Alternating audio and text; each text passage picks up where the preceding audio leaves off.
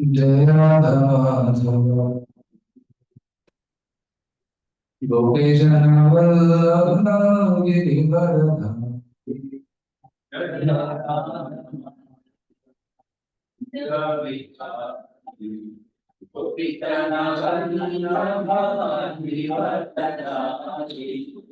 जय राधा माधव कुंज बिहारी गोपीजन वल्लभ गिरिवरधारी जय Radha Madhav Kunj Bihari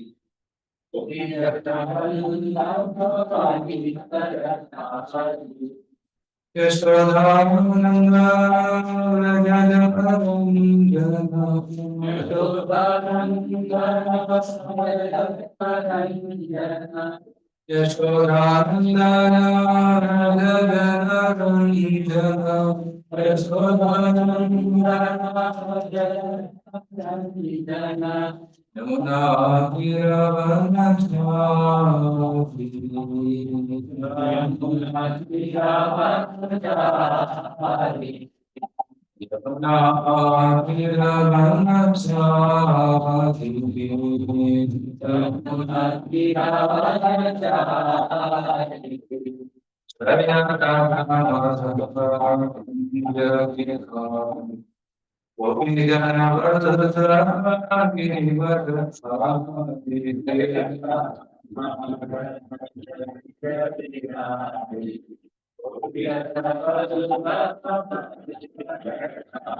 Hare Krishna, Krishna Krishna, Hare Rama, Hare Rama, Rama Rama,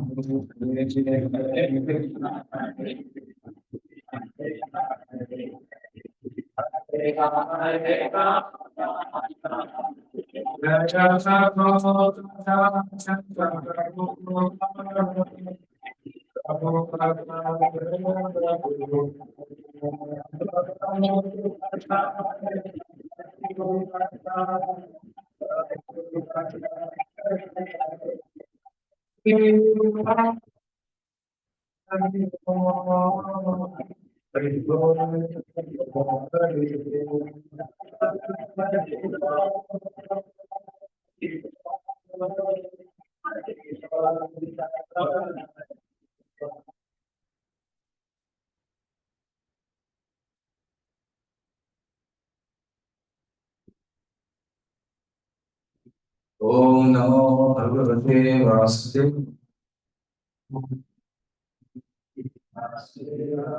Om Namo Bhagavate Vasudevaya. Om Namo Bhagavate Vasudevaya. Narayana Namaskritya Naram Chaiva Narottamam Devyam Saraswatim Vyasam Bhojaya Mudire Ishtaprayeshu Bhadreshu Nityam Bhāgavata Sevaya Bhavati Uttama Shri भक्तिर्भवती नैष्ठिकी कृष्णाय वासुदेवाय देवकी नंदनाय च नन्दगोपकुमाराय गोविन्दाय नमो नमः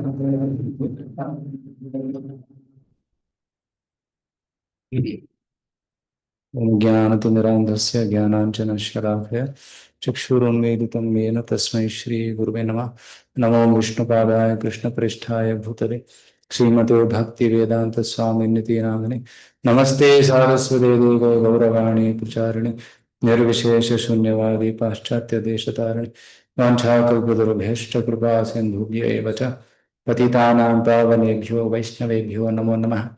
जय श्री कृष्ण चैतन्य प्रभु नित्यानंद श्री अद्वैत गदाधर श्रीवासादि गौर भक्त वृंद हरे Krishna Krishna Krishna Hare Hare Hare Ram Ram Ram Hare Hare. So welcome back again to the Bhagavata Pravesha course. So yesterday we started this topic. Hare Krishna.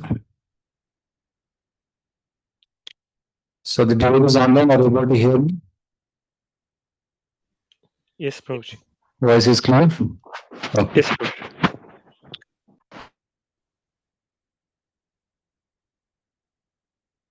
Okay.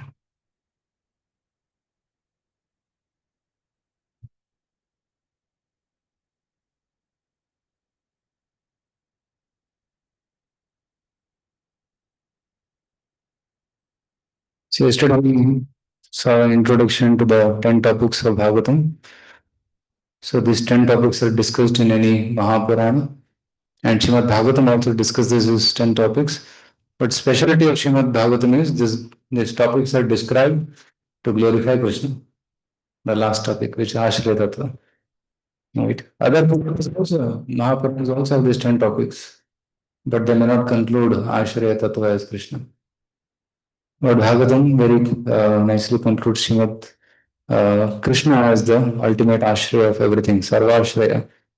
We will discuss that topic today. So yesterday we discussed Sarga and Visarga. So what is Sarga? Creation. Creation of Primary creation. creation, primary creation. Yeah, creation of the elements. Yes, that is Bhuta Matra Indriya Dhiya Sarga Janma Sarga Udaharta. So the creation of these 16 elements is called as Sarga. And we discussed in detail about how Pradhana, then there is Mahatattva, then there is Ahankara, which is Mahatattva in the mode of ignorance, and then further transformation in Sattva-guna, Rajoguna, and Tamoguna produces Devatas and the mind, then it produces intelligence and the senses, then it produces tanmatras and panchamahabhutas, like this. So total 24 elements in total are created. So then we discussed about Visarga. So in Visarga, I showed you about Adibhuta, Adidaiva, and Adhyatma. Right? So that also we discussed.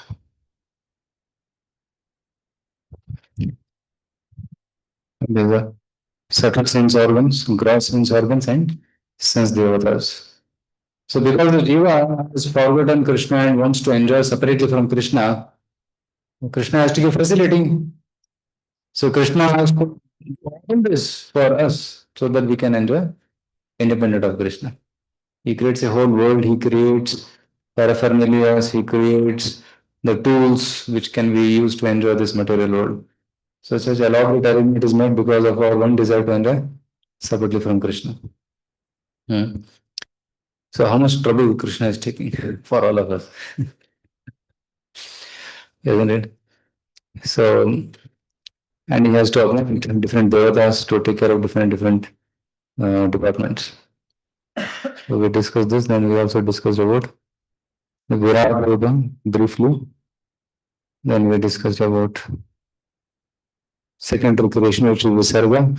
By Brahma is called as Visarga. Mainly, given the bodies as per their karma, Brahma, Vishnu, Visarga, Purusha, right? So giving of bodies as per their previous karma and svabhava to the living entities, it's called as Visarga. So 84 lakh species are created and the places for them to reside, that is also created. Okay, allocated by Brahma.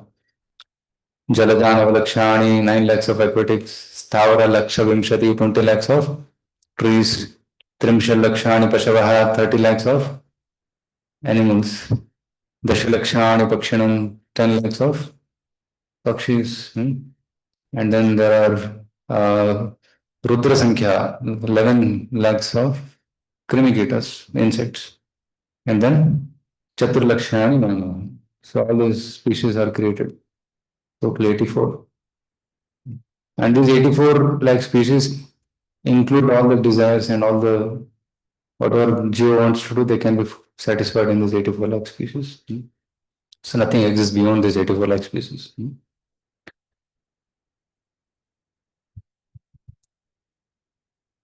Yeah. Which all bodies Brahma created, we discussed yesterday. So Devatas, humans, aquatics, birds, species, and animals also different categories were created. I'll not get into detail. This chart is good enough to understand. So this indicates Sarga.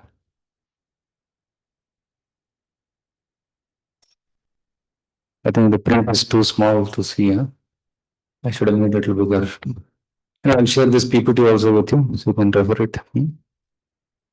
Further details of this are given in third canto. So I given shloka number 3.10, third canto, 10th chapter, 14th verse till 30th verse. So whatever is mentioned in this is in this slide is given there. Devatas were also created, 8 divisions of Devatas. Okay, which is Sthanam. So primary creation is done, secondary creation is done. Now the jivas have to be allotted and different places, and the whole universe has to be maintained. Okay, so Bhagavatam defines time as maintenance of the universe. After primary creation, secondary creation, the maintenance has to be done. And who does that maintenance? Vishnu. So Bhagavatam defines maintenance as victory of Lord Vishnu. Brahma cannot maintain. Brahma just created secondary creation. Maintenance he can't do. Rudra, he cannot do maintenance, he only destroys. So who does maintenance? Lord Vishnu. So, Sthiti Vaikuntha Vijaya. That's the definition of Sthanam. Sthiti Vaikuntha Vijaya. Sthanam refers to the Lord protecting his devotee. This shows the excellence of the Lord. Srila Vishwanath Thakur says, Sthanam mentioned in verse 1 means protection, which shows the excellence of the Supreme Lord. Vaikuntasya Sthanah Sthitihi Vaikuntasya Vijaya. So it shows the excellence of the Supreme Lord in comparison to Brahma, the creator, and Shiva, the destroyer. Okay. So Vishnu is higher than Brahma and Shiva because what Brahma and Shiva cannot do, Lord Vishnu does. We can see in a practical life also, bringing something is easy, buying something is easy, but maintaining that is very difficult. Because maintenance requires Sattva-guna. Or year after year, you have to maintain it. Building a home is easy, but to maintain for many decades, that's a little difficult. Sthiti also refers to the condition of the jivas. It's another definition of sthiti. The condition in which the jivas are placed. Sthiti, their positions. Right? Swarga, then Bhuloka, then Narkaloka, different sthidis. Or the can be that the Lord destroys the suffering of jiva since Jaya, Vijaya, Jaya means victory over. So victory over the sufferings of the jivas. So after creation, the condition the jiva of the jivas is described. So that's called sthanam. Okay. So as I told yesterday, all the topics come in all the cantos to some extent, but mainly it is described in the fifth canto, this sthanam, where the jivas positions in different lokas are maintained or described. And Krishna also maintains all these 14 planetary systems. Right? Creation is easy. Brahma did it, but maintenance is done by Lord Vishnu. And fifth canto also describes how in all the planetary systems, Lord Vishnu is only glorified. Right? Everywhere, Lord Vishnu is only glorified. We can see that in the prayers of the residents of Jambudvipa. Right? How many of you read fifth canto? 1, 2, 3, 4. Fifth canto. There's a section called. Actually, Shukadeva Goswami is describing the planetary systems and everything. And suddenly, prayers start. That too not one chapter, two chapters, more than two chapters. Chapter 18 and 19, 17, 18 and 19 describes prayers of the residents of Jambudvipa, where they are offering prayers to one particular Vishnu Murti. Like Hari Varsha, they are offering prayers to Lord Narsingadev. Kim Purusha Varsha, they are offering prayers to Lord Ramachandra. Right? Ilarata Varsha, Lord Shiva is offering prayers to Lord Sankarshana. Bharata Varsha, Narada Muni and other sages are offering prayers to Nara Narayana, rishis. So, in some place they are offering prayers to Matsya, to Varahadeva, to so Kurmadeva, like this different avatars of the Lord reside in that version and they are offering prayers. So sthiti means the position of the jivas in, and then how the jivas are doing their activities. They are maintaining themselves by following the dharma given by the Supreme Lord in that particular place. So the maintenance of the universe by the personality of God Vishnu. Vishnu's function is more important. And his glory greater than Brahma, Lord Shiva's. For all Brahma is the creator and the Lord Shiva is the destroyer. Vishnu is the maintainer. So maintenance is most difficult. So he is considered to be the supreme. The topic of sadhana is primarily described in the fifth canto. Here the residential places of the various jivas and also the activities of the jivas are described. Okay, that is fifth canto. Now, in fifth canto, there is a description of lower planetary systems, middle planetary system, and then higher planetary systems. So people who are living in the higher planetary systems are in Sattva-guna. People in the middle are in Rajoguna. People below are in Tamaguna. So generally, in fact, people in the higher planetary systems doing more of tapasya, austerities, enjoying more opulence, right? Because of being in Sattva-guna, they are given better facilities. And people in middle planetary systems, especially Bhuloka. So there is mix of Sukha and Dukkha. Dukkha is also there here, Sukha is also there. But in higher planetary system, there is more Sukha, happiness. And in lower planetary system, there is more of sufferings. Especially Patala, Nargaloka, you'll find more of sufferings there. So we should Shastra say that if you come to Sattva-guna, then you'll be happy. Sukham, Sattam Sanjayate Jnanam. So Sattam will give rise to Jnana. And then also Sukham. The quality of Sattva-guna is Sukham and Jnanam. So one will be happy. So upper planetary system people are reasonably happy. Middle people are happiness and distress. And then below planetary systems are more of suffering. Okay. So Bhagavatam fifth canto describes every loka who is residing and what is their activity and what is the sufferings described. So it is described in higher planet system, there is a lot of happiness, but there is misery in terms of fear of death. There is fear of death because one day they have to leave and go out. So there is death. So that's why there is fear there. And in lower planetary systems, there is so much of suffering. There is no sun in the lower planetary systems, in the earth.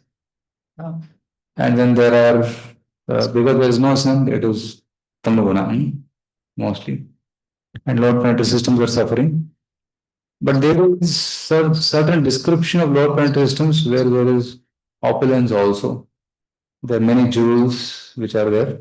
There's one particular place in lower planetary systems called Bilasvarga. Bilasvarga. So Svarga which is under the earth. The place is illuminated by the jewels and the snakes. And there is a lot of opulence there. But they also have fear of Sudarshan Chakra of the Lord, because anytime it can come and destroy them because they are sinful. They are asuric people, but they are enjoying opulence because they have some punya. Because of that punya, they are able to enjoy that opulence in the Bilasvarga. So, and there are more higher and higher planetary systems where, like Siddhaloka, where all are mystic yogis. Everybody is having all the Siddhis. That's Siddhaloka. And just above Siddhaloka is Brahmaloka, Satyaloka, where the most pure people stay there. So all this description is given. And of course, Bhagavad Gita gives a conclusion, Ah Brahma, Bhuvaloka, Janma. So no matter whichever planet you are staying in this material world, it is miserable. Because even Brahma is not permanent. He has to die when death comes. So that's why. So Shastras, the purpose of describing all this elaborately, again coming to the point, why Parikshit Maharaj is listening to all this elaborate description of lokas and movement of Jupiter and Saturn, the sun, everything is described in Bhagavatam. At what speed they go, how much time sun takes to go around, and how eclipses, Rahu, Ketu, everything is described briefly. In the planets. Where are they? Are they in the higher planets or they have a particular place? Wherever they have job, they will be staying there. Yeah, and they have multiple locations where they stay. Sometimes Indra is in Svargaloka, sometimes he is on top of Meru mountain. Every devata has got multiple residence places. Brahma stays in Satyaloka, but sometimes he comes on top of Meru Parvat. Because in between, on the top of Meru Parvat in the center was Manavati, which is the office of Brahma. Sometimes he is there, sometimes he is there. So there are different places as per their uh, duty and the need, they are in different places. Especially these eight Lokapalakas and then Brahma, they have got the resident places in different places, right? Like Prime Minister may stay at his home also, he may stay in some many other places also where wherever he has a place to stay. It's like that. So Devatas also have their places to stay. Even ministers have their places to stay. So and Rudra, for example, he stays in 11 places. When Rudra was born, he asked Brahma, please give me my place to stay and my name. So Brahmaji gave him 11 names. He gave him 11 wives. Then he gave him 11 places to stay. So wherever there is earthquakes, natural calamities, he is there. Wherever there is floods, it is Rudra. Wherever there is too much of like volcano and heat, is Rudra. Wherever there is tsunamis and winds, that is Rudra. So in all the five elements, Rudra is staying. So whenever these five elements become very ferocious, it is the effect of Rudra in them. So like this one has to understand. Okay. So yesterday I wanted to read one section. I could not do that, but we'll do it today.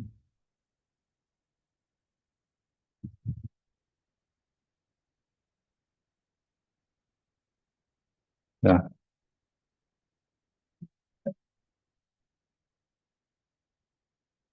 Okay, so why do you always speak about form and the self? Why is there no little sweet discussion about the qualities and forms of Leela avatars? This question may come. It's coming in the mind of Parikshit Maharaj.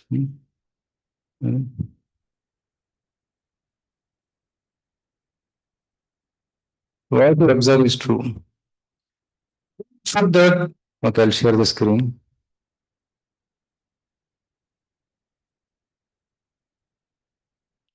True. We should talk about Leela as we taught with relish. Those who have perfected bhakti or the Nitya Siddhas constantly play spontaneously in the sweet ocean of Lord's beauty and pastimes.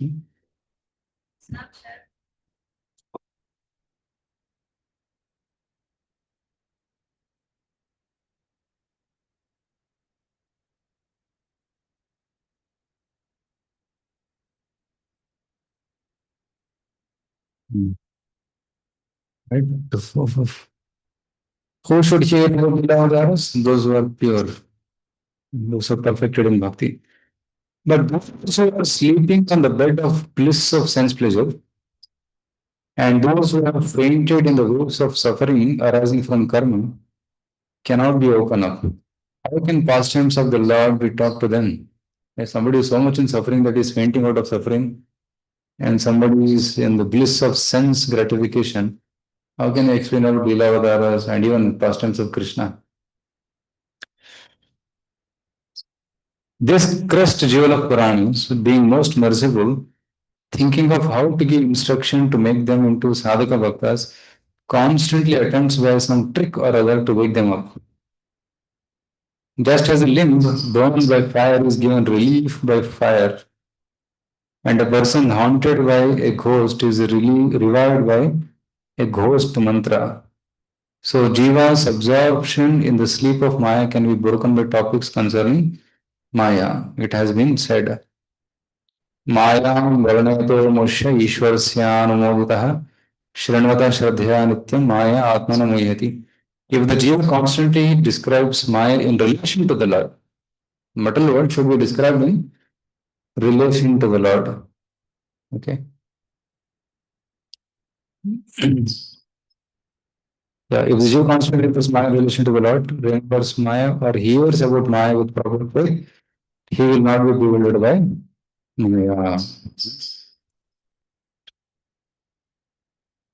Even the shower of nectar of costumes of the Lord obtained by mercy of the devotee, the person sleeping in the happiness of Maya or fainting in the suffering of karmas wakes up, being drenched, revitalized, dances and rejoices blissfully. Only those who obtain the great mercy become successful and not others. In case somebody gets the mercy of a pure devotee, then he can relish Leela Avataras, Krishna's pastimes and all. But in general, most of the populace is not able to relish. Uh, so that's why topics about Maya are also described a little bit. So people get some attraction and then Leela Avataras can be described. That's why for people who are not able to focus directly on Krishna, those who like it's advised that some devotees in the initial stage should not directly look at Radharani or meditate on Radharani because of material contamination. Isn't it? Material contamination is there. So one is not so pure enough to meditate purely. So that's why it is said, okay, just look at the lotus feet of Srimati Radharani. That's our safe position. Right? Our Prabhupada said worship Radha and Krishna in the mode of Lakshmi and Narayana. Gorgeous. Mata Samasta Jagatam Madhuketa Bharvim, like that. Right? So mother of the entire universe. So like that, you have to worship Lakshmi and Radha and Krishna in the mode of Lakshmi and Narayan in the initial stage. So then the purification happens, then one can enter into the Madhurya Bhava of Krishna by the mercy of devotees. So low jivas desiring to cross material and have developed uh, determination to take shelter of the lotus feet of Guru can be delivered by constantly hearing about the self. For these reasons, there is repeated discussion of the self. Those who are faithful devotees of God will relish the nectar of the whole Bhagavatam. Even these sections are required for us so that we can relish Krishna Lila, which is coming in the 10th canto. So therefore, Prabhupada warned, don't jump to the 10th canto. And Prabhupada was also very angry with Bhagavad Kathakars. Bhagavad Kathakars, they jump directly to 10th canto. And they jump directly there also to Rasalila. And they try to describe Rasalila. And people will laugh, clap, cry, and go back, and then still remain the same. No transformation. But the effect of hearing Bhagavatam, and especially Rasalila, is Vikritam Vrajavadubhir Idam Cha Vishnu Shraddhamito Shruniyat Atavarnedhyah Bhakti Param Bhagavati Pratilabhya Kama Hrudrogamashapihinoti Acharena Dhira. And the last slokas of Rasa Panchadhyay, they talk about if somebody hears the pastimes of Krishna with the gopis with pure heart, from a proper source, with faith, then the effect is Hridroga Apinoti. The disease of the heart, the lust, Kanun, the lust will be destroyed. There's the effect of hearing with faith. But the professional kathakars, even if they speak for days together on this pastime, there is no transformation in the heart. In fact, people get disturbed by hearing those pastimes. And they get questions. Atma, Atma Gyan, describing about the self. You will see a lot of description of Atma Gyan comes in Bhagavatam. In Vidramatya Samad, the chapter, in beginning chapters of the third canto, a lot of description comes about Atma, Paramatma, the material world, right?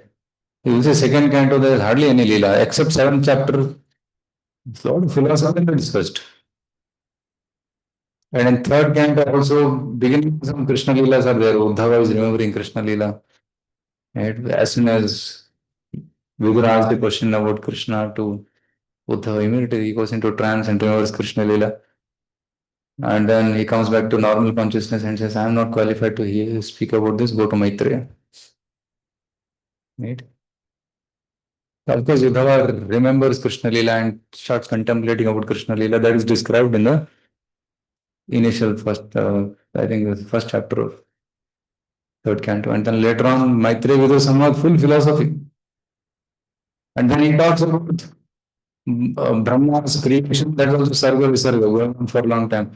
And suddenly in between the question comes, because earth was submerged, Manu Maharaj, kahan pe rahunga, mera ghar nahi hai. So then he takes it deeper and describes Leela Avatar of Varaha, they were coming, picking up the earth, and for that he had to describe Hiranyakashipu, Hiranyaksha, Leela, so that some discussion comes there. Then again it goes back to Kapila Devati, and then a lot of philosophy there. Kapila Devati section is like Sankhya, no? Heavy philosophy is there. Hardly any pastimes are there. But in that also there is bhakti with a description of beautiful features of the Lord. Starting from lotus feet up to lotus feet, beautiful description of Lord's beauty is given there. So a lot of Tattva is described, and in between Krishna will is also inserted in the beginning cantos. But later in 10th canto, you will see the pastime after pastime after pastime, and little bit philosophy is there inside, isn't it? And then you will see after the end of 10th canto, philosophy. 11th canto is most philosophical, most difficult. Like in our Bhakti Vedanta, we are starting 11th canto next month on. Heavily philosophical, because Krishna is taking, because to preserve the bhakti, which one is occurred in 10th canto, one has to have jnana, develop jnana. So jnana is described in the 11th canto. Bhagavad Gita also like that only. Initially there is karma described, in between bhakti is described, at the end jnana is described. So because preserve bhakti, we need jnana, we need vairagya. So some practice of jnana vairagya is helpful to preserve bhakti. But all the bhakti is independent of karma and jnana. But still some amount of vairagya can help to speed up the process of bhakti. Okay.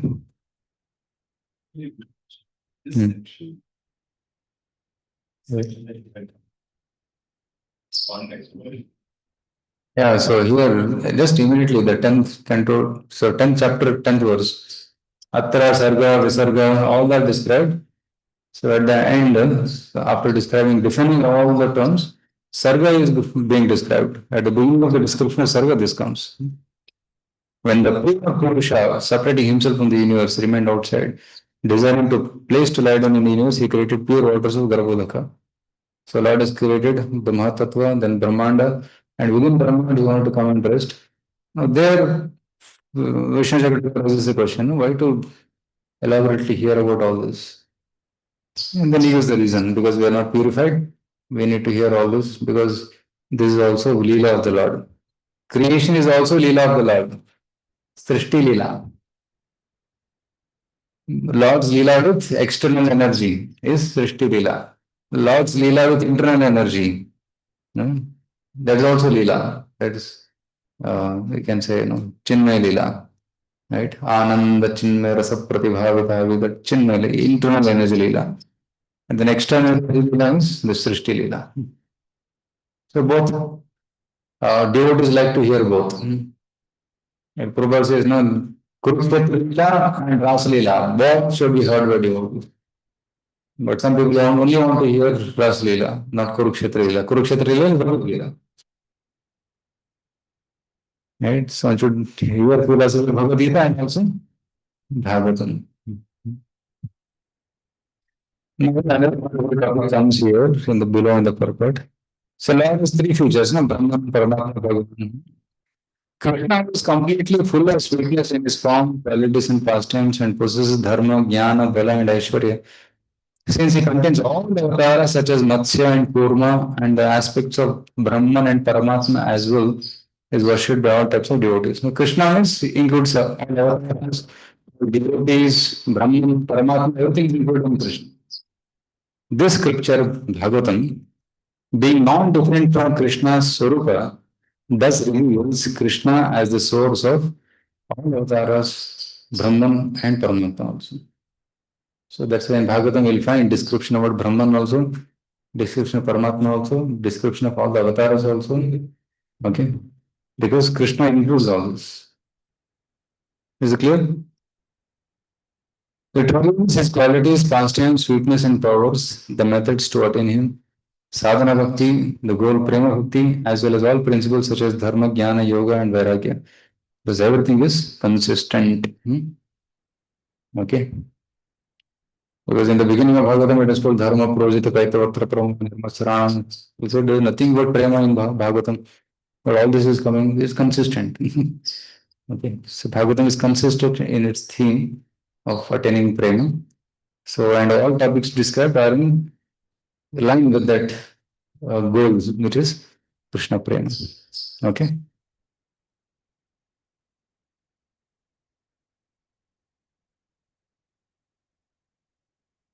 Okay. So we'll go back to Sthana.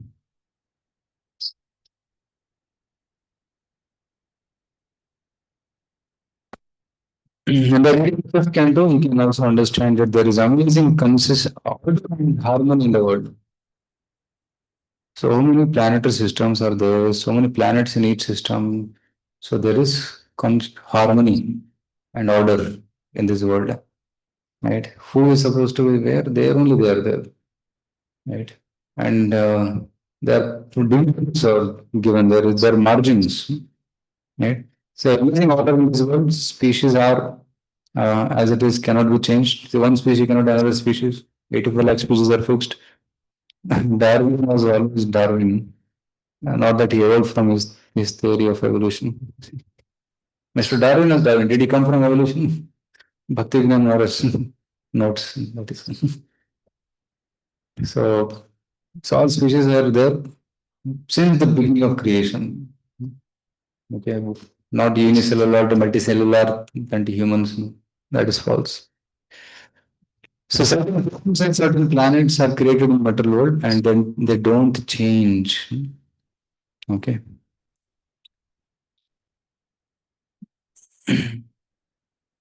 Our planet is the smallest planet. So we have four-headed Brahma and 14 planetary systems. And there are other planetary systems, other Brahmandas with different varieties and much bigger. Okay. And Brahmaji has many heads. 10, 100, million, trillion, many headed Brahmas are also there in other universes. And we don't have access to that. The only one story comes where we get a glimpse of what happens in the other universe, where Krishna calls all the Brahmas and he calls our Brahma also.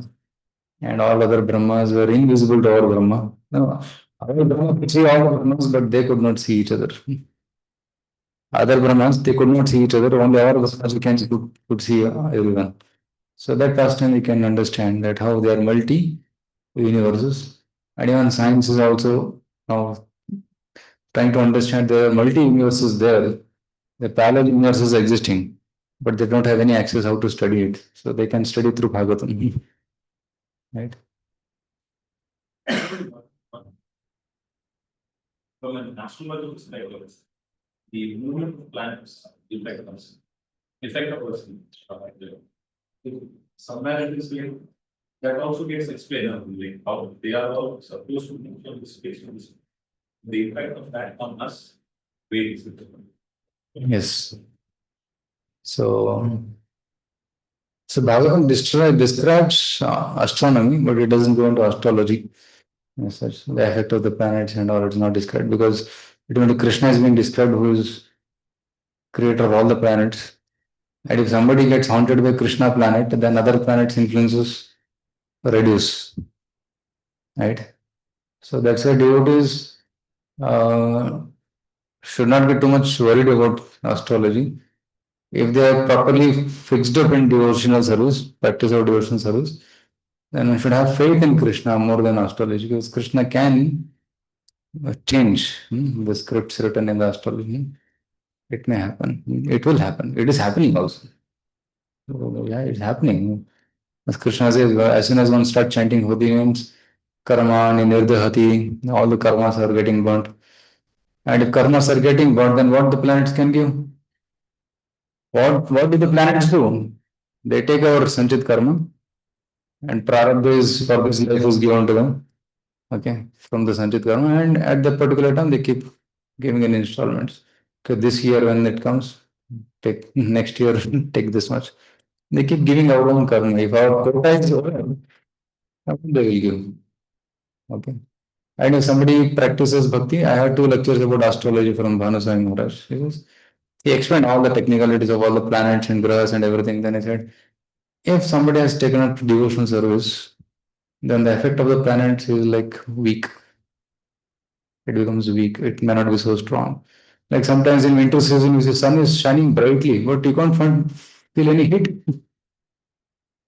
But in summer season, you start sweating. The same sun. But in winter, it is shining very brightly, illuminating everything, but you can't feel the heat. So the effect will be very pika. So the planets, if one surrender to Krishna, the effect of the planets becomes faint and weak. And even if it is predicted that something will happen at this time, it may happen, but it will be weak. Suppose a mental disturbance is going to happen at this time, or some financial disturbance is going to happen at this time, it will happen.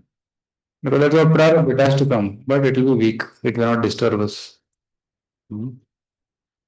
So our more focus should be in developing devotion to Krishna. Yeah. So motion of the planets is also described in Bhagavatam. And the sun more is described in Bhagavatam. Movement of the sun, because he's king of all the planets. And Dhruvaloka, there's one chapter about Dhruva star and how Dhruva star is controlling all the planets. So going to the next topic, which is Shanam. Shanam means protection by the Lord. So when the Jivas are situated in that particular places, then the Lord protects them from all difficulties. Especially He protects devotees, devotional service. Poshanam tad anugraha. This is the definition of poshan. Tad anugraha, Krishnasya anugraha, right? Lord's mercy. In protecting the jivas, the Lord shows His mercy to some, the devotees performing sadhana, even if they are involved in sin by accident. This is the meaning of poshanam. So can you think of an example? Huh? Asamala, sixth canto. So sixth canto is all about poshanam, how Krishna protected devotees even if they got into sinful habits. How Krishna protected the devotee even if he became an animal. How Krishna protected his devotees even if they had material desires. Right? And how Krishna protected a devotee by stealing everything from him. These four pastimes come in sixth canto. Of course, in eighth canto also Poshanam, Gajendra is protected, that counts. So the Lord personally protects devotees doing sadhana. He personally interferes and protects. So the Lord shows His mercy to some, the devotees performing sadhana. Okay. So examples are given in the next slide.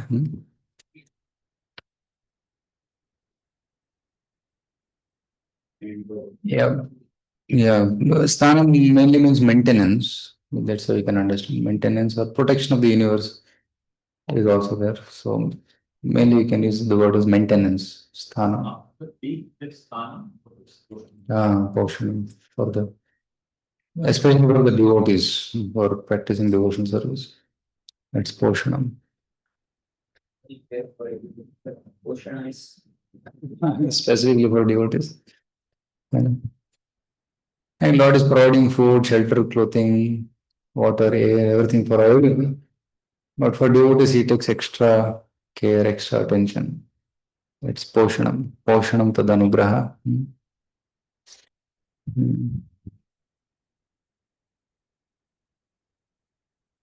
Hmm.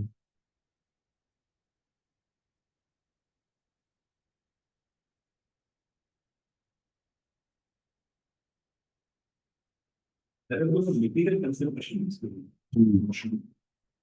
Material consideration. Material. Yeah, Lord may protect material body also, but spiritual thing, devotional is always protected. Sometimes you see that devotee dies, but his spiritual progress is protected. We will see that. Chitriketu story is there. Materially, he became a Rakshasa, but spiritually he was protected. His consciousness is protected. So main thing about devotional service is protected. That's the theme of sixth canto. Ajamila, he did sinful activities, but whatever spiritual credits he had, it was intact. And he chanted Narayana, and he was fully protected. His spiritual life was protected. So he was protected materially also, he was protected spiritually also, Ajamila. Isn't it? He was supposed to be taken to Naraka, but Lord intervened and stopped it. Right? And now in case of Indra, yeah, so in relation to Vritrasura story, Indra offended Brihaspati, he lost his opulence. So then then Asuras attacked, right? And then the Samudra Manthan Leela, right? So they, of course, that's mixing customs. Eighth canto Samudra Manthan Leela. He was mainly about how he made offense after offense, but still Lord protected him. And what was the first offense? Towards Brihaspati. Okay. Then second offense, Asuras attacked, he lost his kingdom. Then he was told, okay, take shelter of Vishwarupa. He takes shelter of Vishwarupa. Then Vishwarupa, he was offering oblations to Devatas and he offered to Asuras also. He became angry, he killed Vishwarupa, isn't it? So when Twasta became unhappy, then he wanted to create a Rakshasa who will kill Indra. But Indra Shatra, the pronunciation became a little longer. So then a demon was born who will be killed by Indra. And that happened to Vritrasura. Right? So Vritrasura fought with Indra, then Indra killed Vritrasura. Another happens. Now Indra had to run here and there because Pishachi was chasing. And then he took shelter of the lotus stem where Lakshmiji resides. And by her blessings, by doing her service for a long time, he was liberated and then again he got reinstated. No, see, so much mistakes Indra did. Still, Krishna is keeping him in position. Right? So you can say that is also Poshanam. Because Krishna is using Indra to teach us lessons. Is another way to look at these pastimes. Purtu Maharaj and Indra. There's a competition.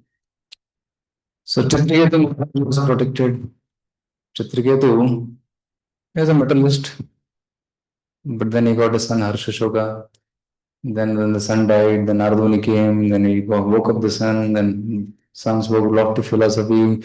Chitraketu got awakened, and then he got a mantra from Narada, he chanted that mantra, and within few months he had darshan of Lord Vishnu, Lord Sankarshana. And by the grace of Sankarshana, he became the king of Vidyadharas.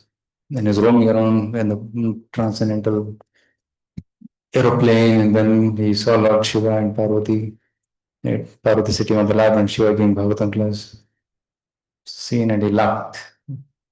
when he was cursed, and then he became a Asura. But in Asura life, his consciousness was protected. We can see from the 4 verses which he spoke. Aham hare tava pade kamula dasan daso bhavitasmi bhuya. Manasmare dashu pate gunamsti grini tava karma karotu kaya. So where he is aspiring, oh Lord, when will I become the servant of your servant?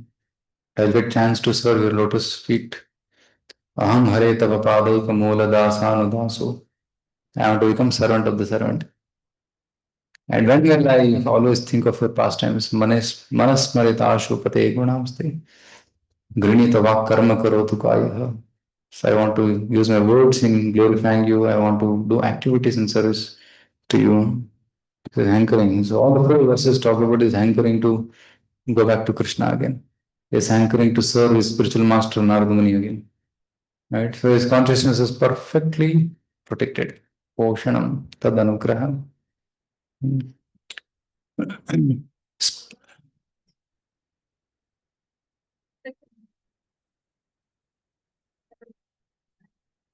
Yeah. So Durasmani. Yeah, you can say he is also Amsha of Shiva, although he's a little angry man, but still Lord didn't kill him. Sudarshan Chakra could have killed him immediately, but he was chased. It's a plan of the Lord. That comes in the 9th canto, Bhagavatam, the Ambarish Maharaj section. So there you can see how Lord protected Ambarish Maharaj. Poshanam of Ambarish Maharaj, such a great devotee. And he punished Duras Muni and taught a lesson to all of us that how Vaishnava Parat is most dangerous. One should not commit Vaishnava Parat. So special care and protection for devotees by the Lord, as a king maintains his kingdom and subjects, but nevertheless gives special attention to the members of his family. So the personality of God gives special care to his devotees who are souls completely surrendered to him. Right? What's the verse in Bhagavad Gita which talks about this theme? Samoham sarvabhuteshu name desho sthina priyaha ye bhajanti tumam bhaktya mahite teshu chapyaham. It is equal to all. Like king is equal to all. But his own children is more affectionate. Like that. So devotees are like his own affectionate children. Okay, so that is portion. Now comes Uti. Uti is creative impetus. Uti is defined as karma vasana. Right? Uti refers to the impressions created by the jiva's actions which lead them to future births. That's called Uti. Karma vasana. What is vasana? ಕನ್ನಡದಲ್ಲಿ ವಾಸನೆ ಅಂದ್ರೆ some smell, right? If you have some curd packet that has got spoiled, you open it, bad smell comes. So that's called bad impressions. Those who have got bad impressions, they will think negatively, they'll speak badly, they'll do bad activities. That's bad impressions. And they've got good impressions because of their past karmas. They're pure, they are clean, they are devotional, like that. So karma vasana. So Hiranyakashipu, Hiranyaksha, they represent bad karma vasana. And then Prahlad Maharaj represents pure good karma vasana. So you'll find Yudhishthira Maharaj in 7th canto, and Narada Muni, Prahlad Maharaj, they're all great souls who are being described, pure things. So, so such good samskaras and impressions have to be developed, and bhakti becomes easy. So those people who have got pure impressions in their mind, for them bhakti is very easy. But for them, those people who have got bad impressions, very difficult. As soon as one closes the eyes and chants Hare Krishna, Krishna Krishna, Hare Hare, our mind gets agitated so much because all those negativity which is there in the past is coming up. And that disturbs. Just like magnets get attracted to iron, those jivas who have got pure impressions, they get naturally get attracted to Krishna. But those whose consciousness is rusted, so magnetic attraction will be very weak. Even though Krishna is very attractive, the holy name is most attractive, very sweet, but chanting may not be so appealing to us because our rust in the heart is not allowing to get attracted to Krishna. And so one should remove that rust in the heart. Then that attraction will awaken. Okay. So what are the first impressions produced by action? Those things which are accomplished huyante by action. So the desires which are accomplished by action. It refers to the impressions arising from actions either low or high. Pious or impious acts become the cause of future happiness and distress. Right? Pious activities cause future happiness, impious activities cause future distress. With the condition of the jivas in this world, the nature of high and low jivas is described. So asuras and suras, Prahlad Maharaj and asuras, that is described in the seventh canto of Srimad Bhāgavatam.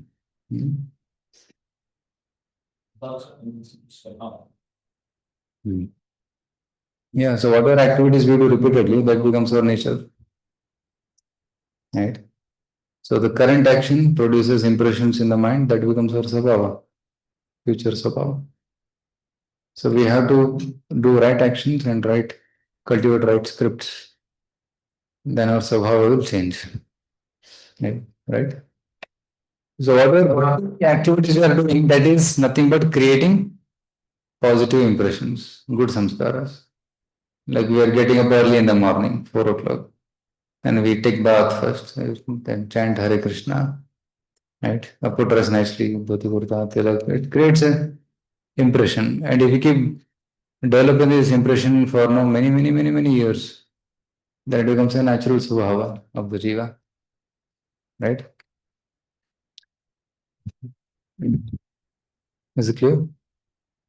Now, if we and childhood is the time when the samskaras can be given, impressions can be changed in the childhood.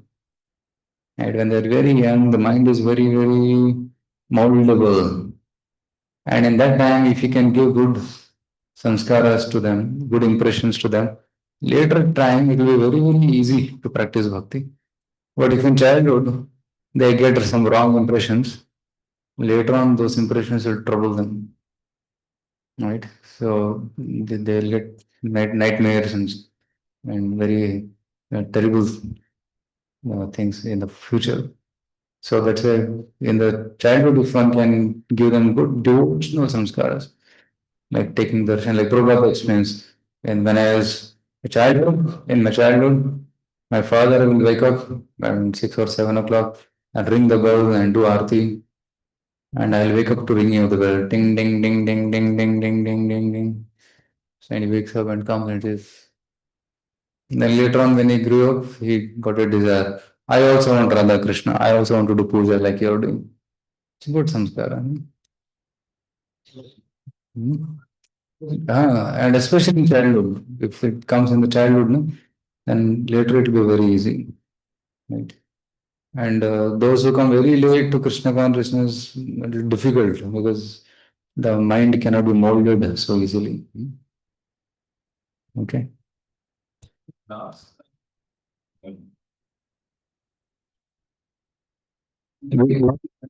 jivas in this world, the nature of the high and low jivas is described.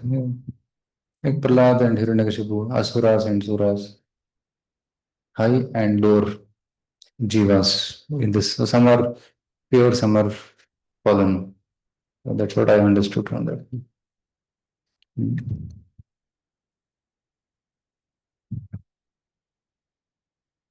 Let's see further, some notes are there. Okay, the Uti, the urge for creation or initiative power. That's the cause of all inventions. According to the necessities of time, space, and objects. That was another definition of Uti. Vasana is developed by association, so very important. Prabhu was telling Vasana is developed by association. Take good association, good vasanas. If you take bad association, durvasana. Right? Like wind. What smell the wind carries depends upon from where it is flowing. Right? If the wind is flowing from near a sugar factory, you will get the stench of alcohol, the gas, decomposing smell. And it's very strong. Some you have seen some train passes by that factory where sugar factory, it bad smell.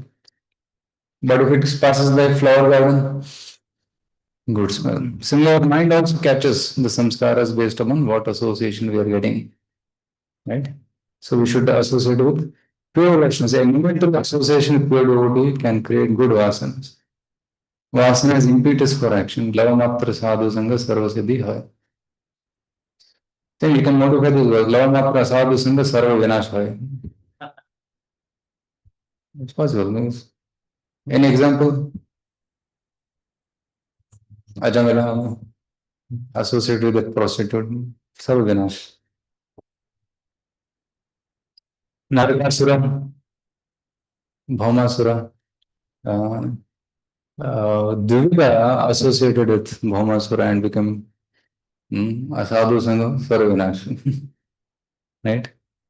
So by association, a person can change samskaras. Good to bad or bad to good, both can happen.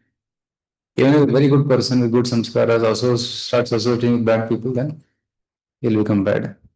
So association matters a lot. So let's keep ourselves in good association and let's do good association to others. So then quick transformations can happen. Clear? So that is very Uti. So now let's go to the sixth topic, Manvantara. Of course, in the notes it will little reverse. Because Shukla Goswami spoke Attara Sarva Visargasya Sthanam Poshanam Utaya Manvantara. But while defining, he changes the order. First he tells Manvantara, Manvantarani Sadharma, then Utaya Karavasana. So Manvantara means the reign of the Manus. Who is Manu? Creator of. Creator of Manu, Manushas. Manukula. So Manukula comes from Manu. So Manu Maharaj, the first Manu is Swami Brahman, who was born from the body of Brahmaji. He didn't have any father or mother. Father, mother was Brahma. Like Brahma's father, mother was Garbhodaksha Vishnu. Similarly, for Swayambhu Manu and Shatarupa, Brahmaji was only father and mother. There was nobody other than that. So he's called Swayam, was self-born. That's how he's defined, Swayambhu Manu. And later on, Manus who came, they are like descendants of either Swayambhu Manu or other kings or from other Prajapatis. So Manu Sabdharma. So Bhagavatam doesn't define Manvantara as the reign of Manus, it defines it as Sat Dharma. Manvantara is how people are doing their duties. Manvantara refers to the conduct of the kings ruling the Manvantara periods. Manvantara refers to religious conduct of the kings, not just kings, but religious conduct of the kings. How Swayambhu Manu did his devotion service? How Vaivasvata Manu is doing his devotion service? Right now, Vaivasvata Manvantara is going on. So he's there. So devotional service is described. Narratives concerning them. Okay. So Bhagavatam describes all the 14 Manus and they describe the first 6 Manus in detail. Because those pastimes already happened.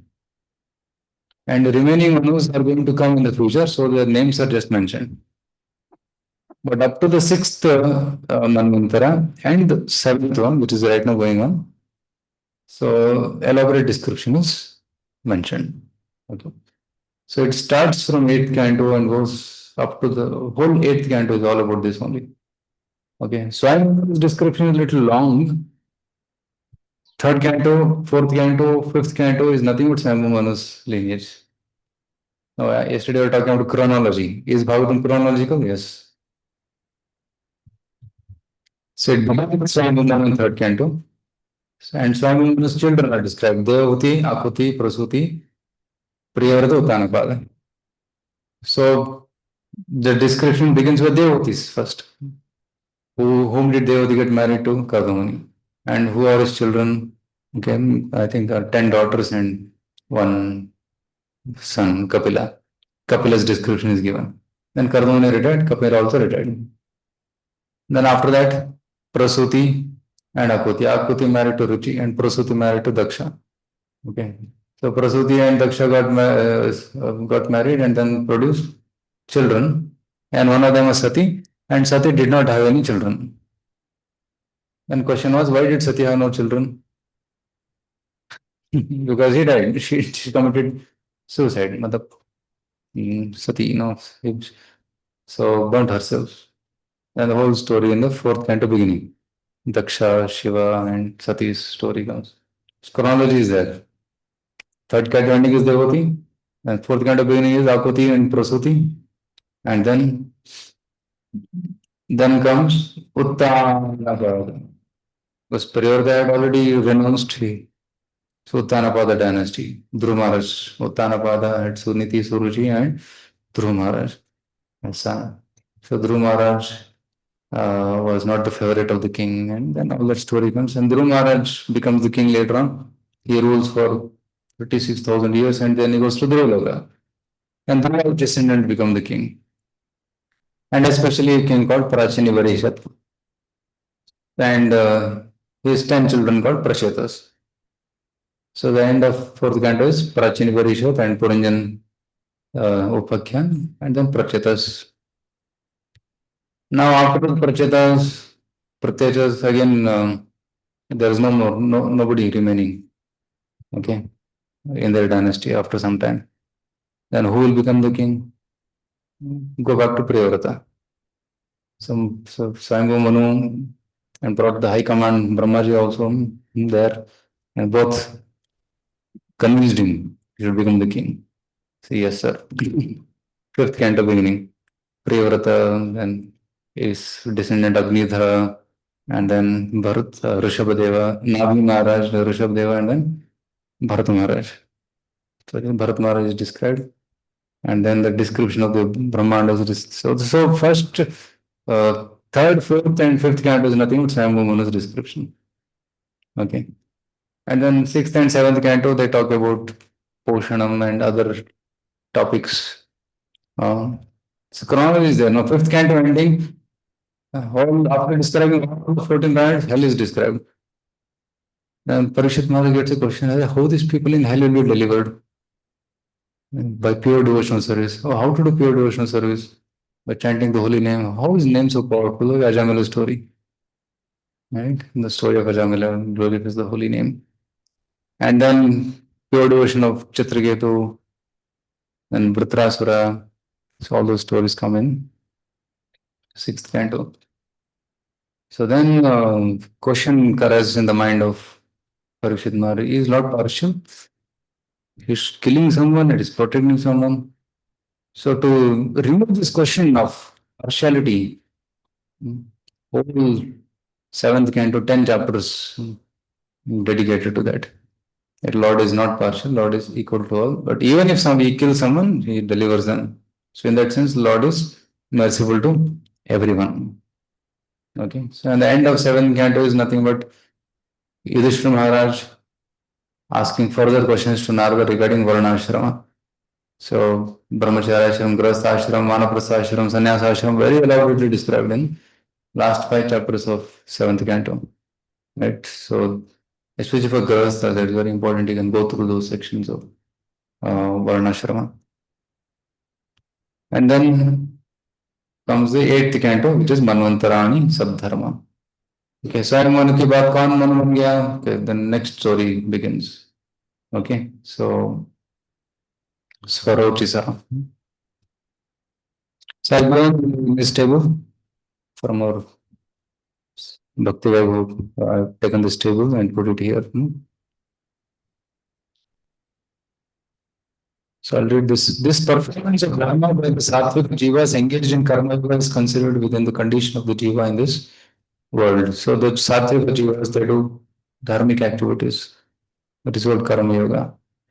So the people controlled by the Manus who teach regular principles for living beings who desire to achieve perfection in human life, the rules of Manu, as described in the Manu Samhita, guide the way to such perfection. Right. So Manu Samhita is the guidebook given by Manu Maharaj for all of us. Right. But now there's a big propaganda happening outside that Manu Samhita should not be accepted because it describes Jativad. You heard such arguments? There are big influential people who are promoting that Manu Samhita should be burnt. It should not be read. Such kind of propaganda is going on in the outside world. So it is a threat to the Vedic scriptures. So we should speak out and say that Manu Samhita talks about Varna and Ashrama. It doesn't talk about caste system. And what is Varna? It is social division. And what is Ashrama? It is spiritual divisions. So social divisions are natural. Social divisions are natural. They are always present. Like in any place, you will see that there are social divisions. In a company, you will see social divisions. In a society, you will see social divisions. Somebody is a teacher, somebody is an administrator, somebody is a businessman, and somebody is a worker. These four divisions are natural based on guna and karma. So guna karma vibhagasha. So Manasutta talks about social structure based on varna and ashrama. It doesn't talk about caste system, jati by birth. It doesn't emphasize that. So of course in general, Brahmana's son is a Brahmana because that samskaras are given, but not necessarily. Right? Bharata Maharaj, Rishabdev had 100 sons. Right? Did all the 100 sons become Brahmanas or Kshatriyas? Because Rishabdev was a Kshatriya according to the social standard. Right? How many became Kshatriyas out of 100? Huh? Only one number. No. 9 became sannyasis, Yeah. Navigendras. 11 became Kshatriyas and 80 became Brahmanas. Okay, so that's given in Srimad Bhagavatam 5th canto. So, if the social structure becomes only based on birth, then it creates chaos in the society. You see, it's happening now, right? So, that creates chaos and it leads to discrimination, it leads to favoritism, it leads to so many things. But if the society is divided based on work and qualities, then there will be harmony. So, but now in Kali Yuga, the social structure becomes so degraded, it is difficult to establish this Varnashram. Kalo Shudra Sambhava. Everybody is a Shudra Sambhava. Everybody is born as a Shudra. Only by samskaras, by training, one can become Dvija. Then Veda Pada Bhagat Vipra, then Brahmajanati iti Brahmana. And for that, following the rules and regulations of we don't read Manu Samhita, but at least Gita and Bhagavatam we can try to implement, which contains the essence of all the scriptures. Because the rules of Manu Samhita are very, very intricate and some may not be applicable time, place, and circumstance now. Right? So the acharyas adjust it and give it according to the time, place, circumstance, what we can follow now. Sadharma is a duty performed for going back to Godhead and becoming another devotee of the Lord. Sadharma is surrender to the Lord. Right? Manvantarani Sadharma. What is Sadharma? Surrender to the Lord. Garindra. So the 4 examples that Maharaj gives, Bhakti Vignan Maharaj. So Gajendra was in Artha when he was troubled. So Lord protected him.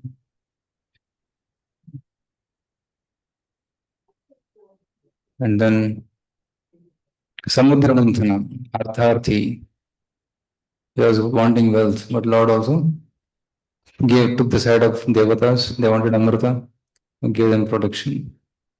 Mohini Murti, she also, there were asuras who were expecting nectar. She gave it to devotees.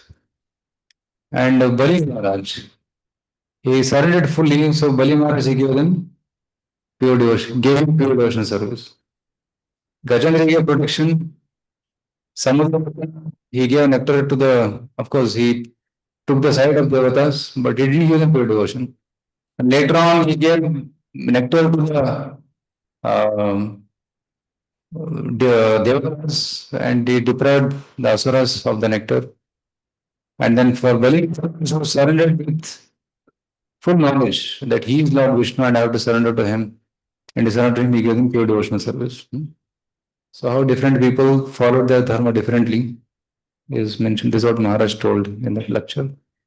So, these four pastimes are described in the 8th canto of Srimad Bhagavatam. Now, here is the Prabhu, which talks about the Manus, the 7 Manus are here.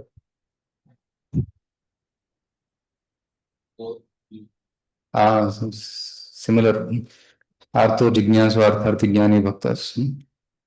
Okay. Some devotees were in Artha, Artharthi, Jignasu, Jnani. So the Manus, 6 Manus. First one is Swayambhura. In every Manvantara, there are these categories: Manu, Manuputra, Devatas, and Ishvara, Indra, and then Rishis, Rishaya, Sapta Rishis. Actually, every Manvantara, Sapta Rishis keep changing. There are also posts, they keep changing. And then Amshavadara, Lord's incarnation, also called as Manvantara Avatara. Okay. And then Lord's activities, means that the Avatara's activities are described. It's clear? So 1, 2, 3, 4, 5, 6, 7. The 7 people of each Manvantara are described and their activities are described. And especially Swayambhu Manu's activities are elaborately described, other Manu's activities are briefly described. So in Manu, Swayambhu Manu's time, Manuputras, Devatas were like Yamas and others. So it is given in the Bhagavatam verses. More details are given in Bhagavatam verses if you read. Then who is the avatar? Yeah. So Sarveshwar is Yajna, Indra is Yajna himself. See, first Manvantara, no Indra was there. Lord himself became Indra. When there is nobody to take post, qualified to take post, Lord himself becomes Indra. So here Yajna becomes Indra himself. Okay. And then Rishi, Maruchi and others are this. They are born from Brahma. They are all Prajapatis, initial rishis. So they are the rishis, Sapta rishis, and then Amshavataras are Kapila and Yagni. Okay, main activities are described. See, Kapila preached religion and knowledge, and Yagni killed demons and became Indra. When Swami was sitting in meditation, and demons came to attack Swami Manu, Yagna came, killed all the demons, and protected Swami Manu. That is described in the later chapters, later cantos. So, that is also first Swayambhu and second is Swarotisa, the son of Agni, becomes the Manu next life. And Jivat, Sushena, Rochimat, they are the sons. Devatas are Tushita and others. Indra is Rochana, son of Yajna, becomes next Indra. You see, and the Sevas are Uja and Stamba, etc. And then who is Amshavatara? Yeah, Vibhu, son of Rishi Vedashira and Tushita, became the Avatara. So you go thousand saints took lessons on self-control austerity. Right? So Uttam is Uttam, and then son of Priyavrata becomes the next Manu. The next Manu is Tamasa, Uttam becomes Manu. And next Manu is Raivata, with Tamasa's brother. And then next Manu is Chakshusha, son of Chakshu. He becomes the Manu. Yeah. Now here, yeah. So first mantra details were discussed. Second, third mantra was told in brief. When fourth mantra is being described, Sukadeva Maharaj said, Lord Hari came and he protected Gajendra and he cut the head of the crocodile. Protected Gajendra. Immediately Parikshit Maharaj questions. Can you please tell what happened? Why did Gajendra get into such a trouble and who was he? Can you please explain why? To protect him and the past time. Gajendra past time described in detail. So, and then after some time, uh, Ajika was being described in the sixth mantra, Chakshusha mantra. Ajuka helped in Samudra Mantana churning, like this shloka was mentioned. Immediately raise hands and ask question. Can you please tell this passion? Interesting it is. Why did Devatas want nectar and why did Ajita come and help them and churn himself the nectar? So like this question came and then the whole pastime of Samudra Manthan, several chapters is described. Okay. So both the flows of the questions of Parikshit Maharaj. So that's why 8th canto becomes little long with many, many stories. Okay, not so long as other cantos, but many stories come in between. Gajendra story comes, Samadhanat Leela comes, Balim Maharaj also comes. So we discovered this mantra. Actually, table has become little horizontal here. That is what. So, so the topics are on the columns. So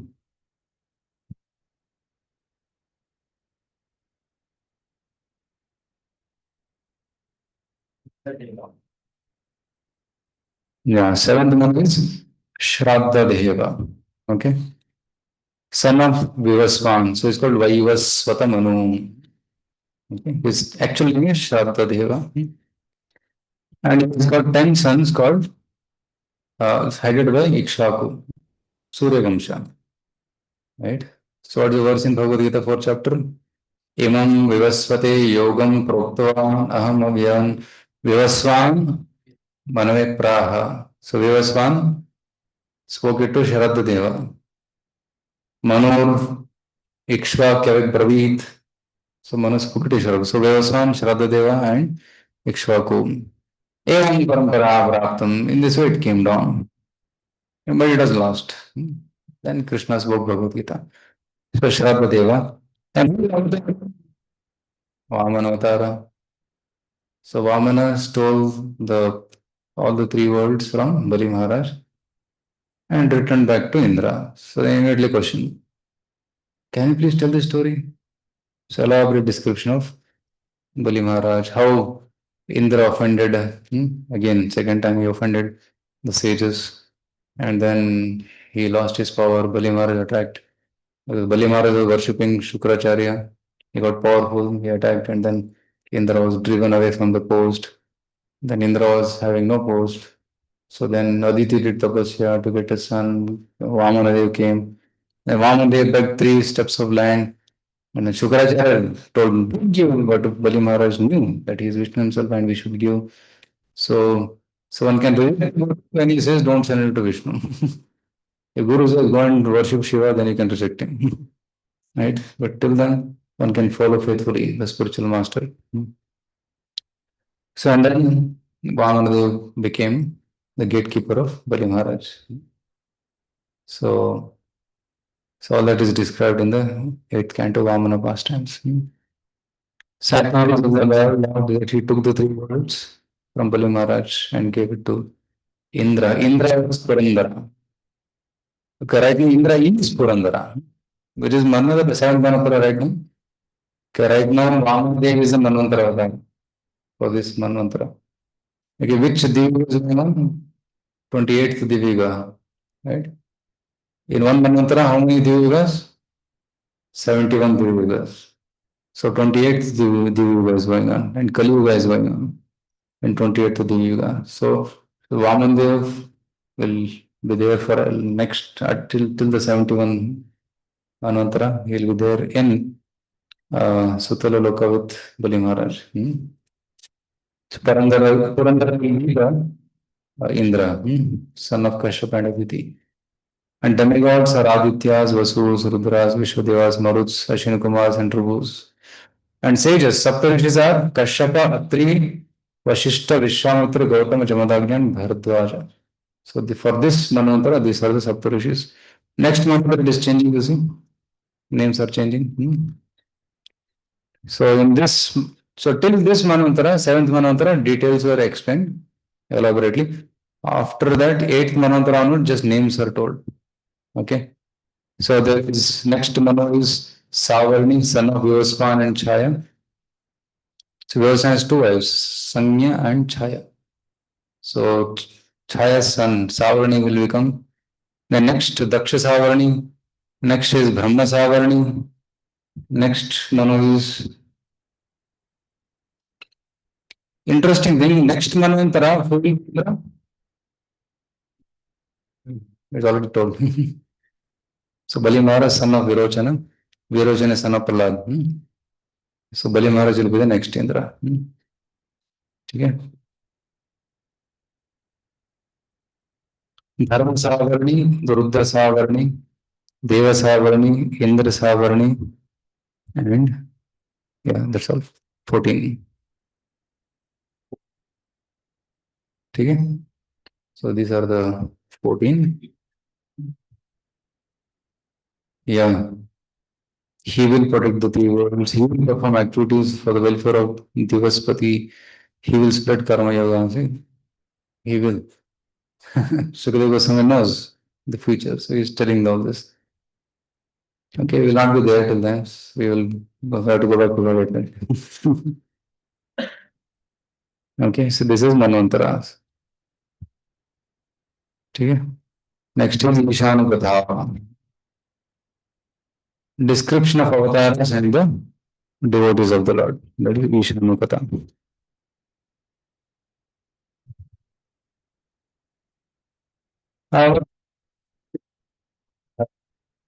चास्याम वर्णिताम पुंसाम ईशकथा प्रोक्ता नानाख्यानोपब्रह्मिताः okay before going to this you will see Indras are many they are changing Indra's posts are changing so the Indra who offended Brihaspati Indra who stole Prithu Maharaj's horse Indra who got 1,000 eyes Indra in Samudra Manthan, they're all different.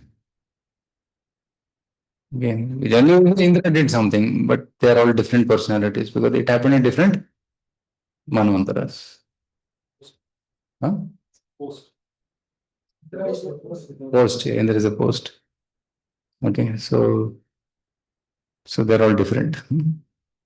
It means what? Who comes on that post will use to teach us lesson. क्या करना है, क्या नहीं करना है. Okay, but the Lord keeps him there. He doesn't remove from the post. And even if Asuras come and drive him, he brings him back on post because he's a very important person, isn't it?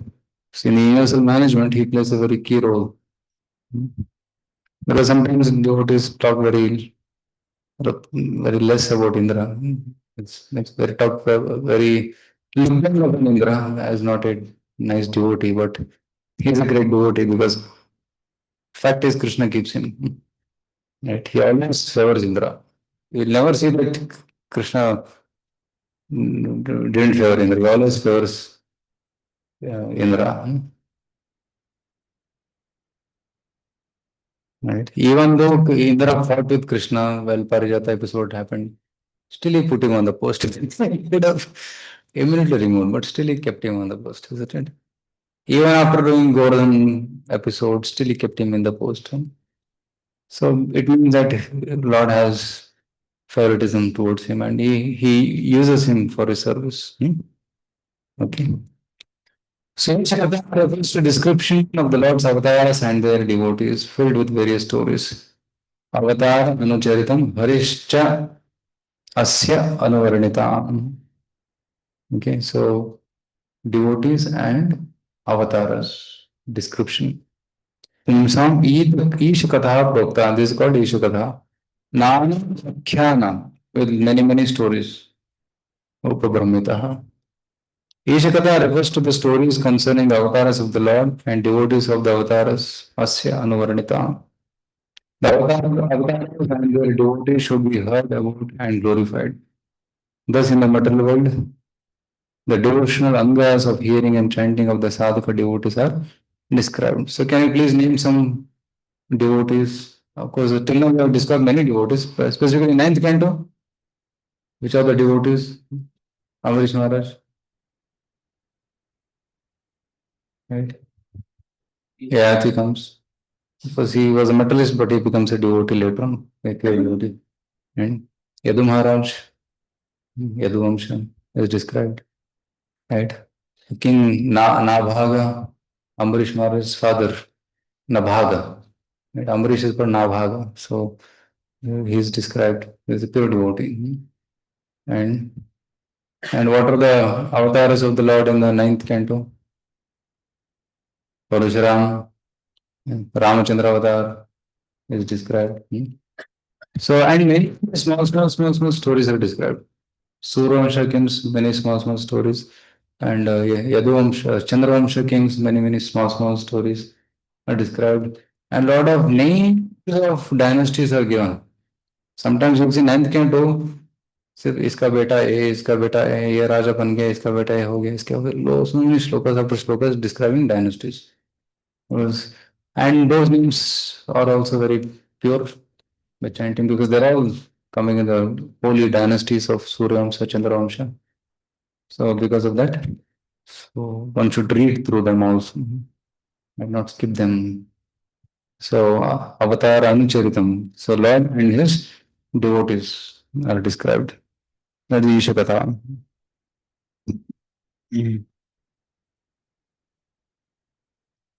A scripture affirmation regarding the personality of his incarnations on earth and the activities of his devotees. Scripture dealing with these subjects are essential for progressive human life. So one should know all these pastimes in the ninth canto. And ninth canto is also a test. So a lot of very strange stories are given. Right? 1 month he is man, another month he is woman.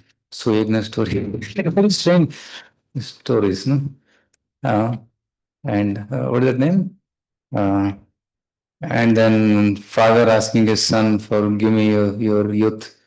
Right? All that stories, Yati story. So a lot of testing stories are given. Then Pururava story. He did. He wanted to do so much of sense gratification. He did tapasya to get Urushi as wife. No, so and that story is described half only. It's not completed in ninth canto. So like this, many stories are there. Krishna has come. So there are a lot of strange stories are described in the ninth canto. So that in the test of faith, faith is tested, and then one can appreciate Krishna Leela, which comes in the 10th canto. So next topic is Nirodha. What is Nirodha? The merging of the Jiva and the mystic lying of in the with the mystic lying down of Mahavishnu. All the creation enters into Mahavishnu. Nirodha. So it's the ultimate definition of Nirodha, withdrawal of cosmic manifestation. But 12th canto Bhagavatam describes 4 types of pradaya. Nirodho asyam shayanam atmana sashaktivihi. So Sukadeva Goswami defines Nirodha as asya anushayanam. When Lord sleeps, the whole world also sleeps with him, within the body of the Lord. Atmanaha sahashaktivihi. Right? Nirodha refers to the merging of the Jiva along with his material identity. Sahashaktivihi. Atma, his Swabhava, his karmas, everything goes into the body of the Lord. Right? At the time of final devastation of the universe. Nirodha refers to the sleeping of Jiva or the merging of Jiva along with the subtle coverings following after the Lord's sleep. This refers to the Jiva's merging with the Lord after the protection period is completed. स्थान हो गया, maintenance हो गया, अभी destruction time आ गया, सब अंदर आ जाओ. Okay. So there is a time for creation, there is a time for maintenance, and there is a time for destruction. The idea of all energies employed in creation, like we described the Mahatat Pradhana, Mahatattva, and all the elements are created. Now reverse karna usko. Right? We described how from sound comes ether, then it comes no, air, fire, right? And then there is water and earth. अब इसको reverse करते करते एक के अंदर एक मर्ज होते जाता है और होते जाता है. And then finally what remains is Mahatattva. Then that also becomes inactive and becomes Pradhana. So unwinding of things. Right? Sorry, winding up of things. Creation means unwinding and destruction means winding up of everything. So that's called Nirodha. Like when program is there, we take all the chairs and everything, we set up things and program wind up. Wind up seva. So it's a wind up of everything in this world. That's called.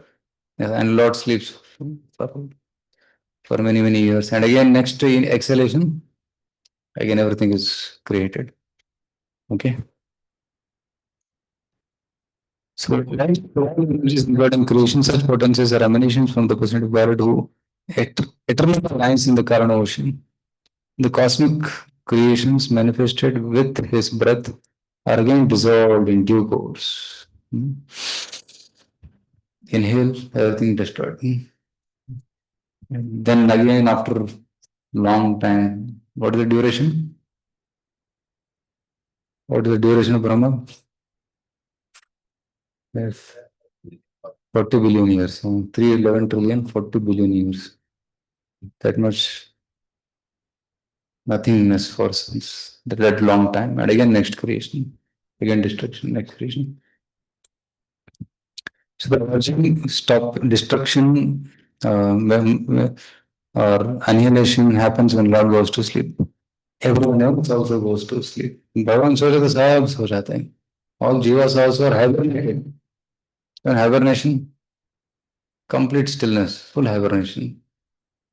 As good as samadhi experience is there at that time. Yeah, but when the next creation starts, again, all the gunas are activated, Swabhava karmas are activated, and we get back our own Swabhava and karma. And we have to work back on our own Swabhava and karma. So here, the canto, fifth chapter, describes 4 types of pralaya.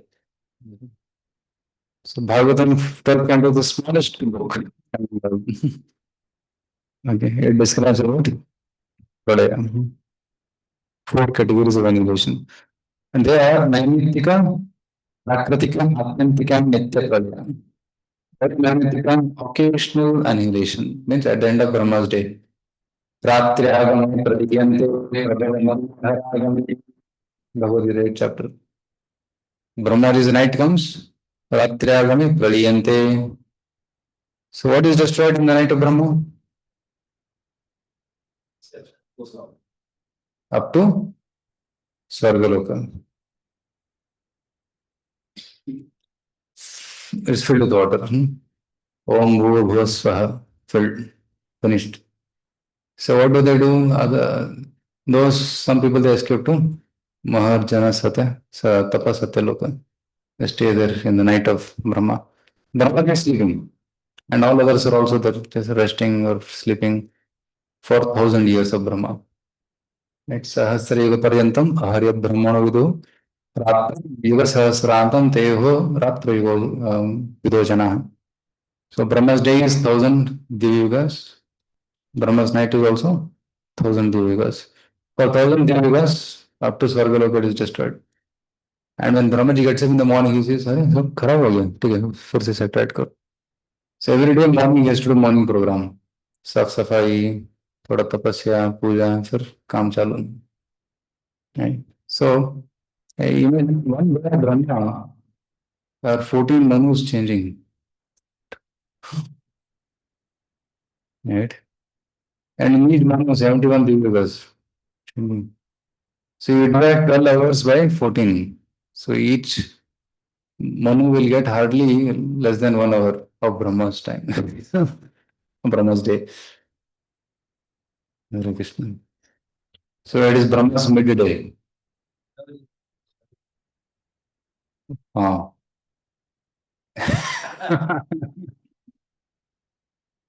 So imagine the Brahma's time, imagine Mahavishnu's time. So now it is seventh mantra going on. So it must be afternoon time of Brahmaji, midday. It was 7 here, 7 there, so it's midday of Brahma. So Hare Krishna. And everything will happen after Brahma's night when he goes to sleep in the evening. It is still long time. Okay, so another thing is destruction at the night of Brahma.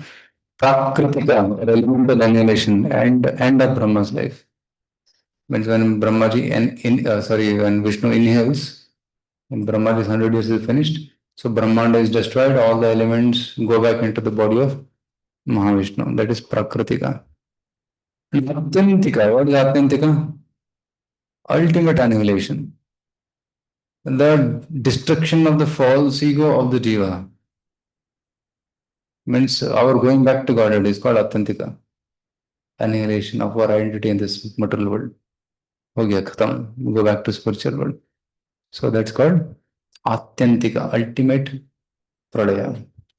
And Nitya Pradaya. Nitya Pradaya is every moment there is change happening, every moment there is destruction happening. That's called Nitya Pradaya. Getting?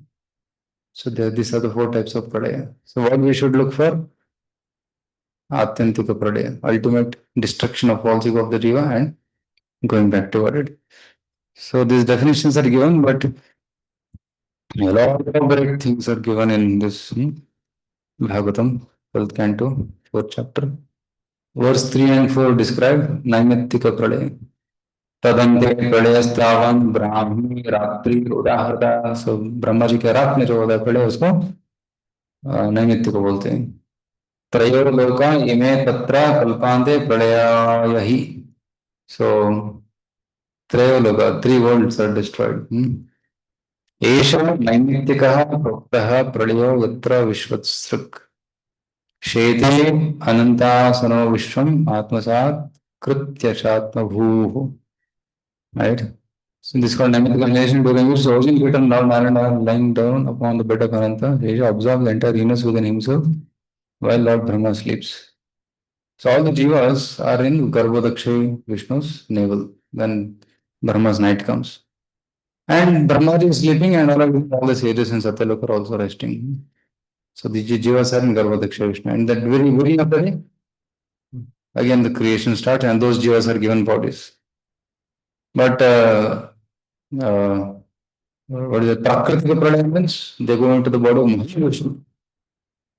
Okay, Mahavishnu, including Brahma. They go into Mahavishnu. Okay. So,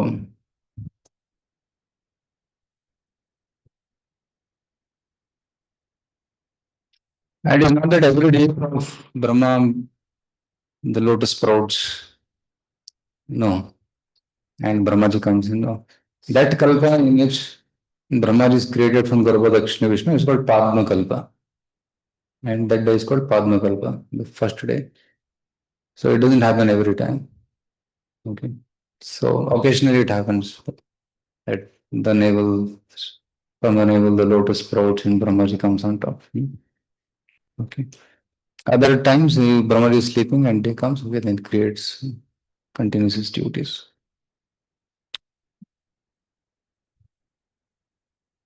So this is the annihilation called Prakritika. See, verse number 5 to 22.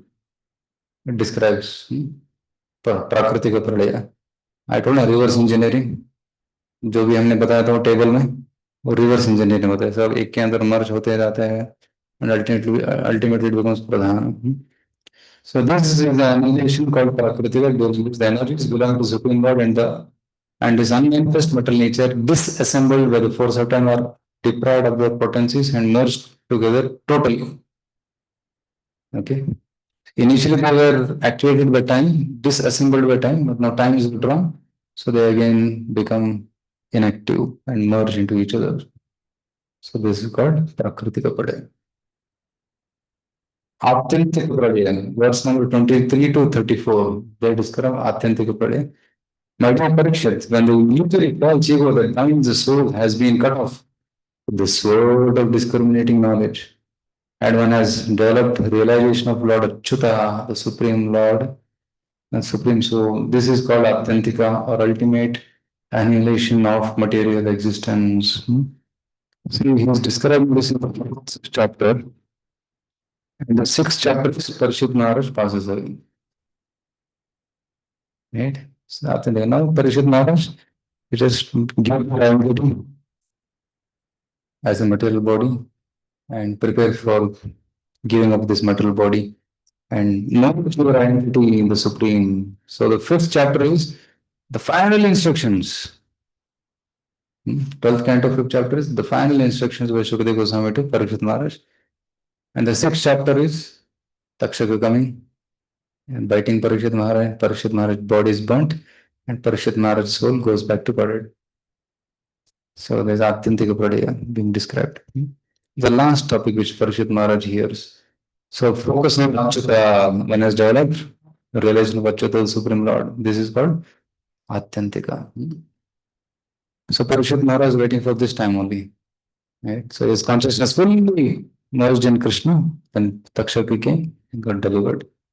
And Nitya Pradaya is experts in the subtle workings of nature, subduer of enemy, have declared that there are continuous processes of creation and annihilation that all created beings dealing with Brahma constantly unto every moment delta changes are happening. The body which I had yesterday is not there today. It has changed. Changed. Small changes are happening. That Nitya Pradaya. Okay.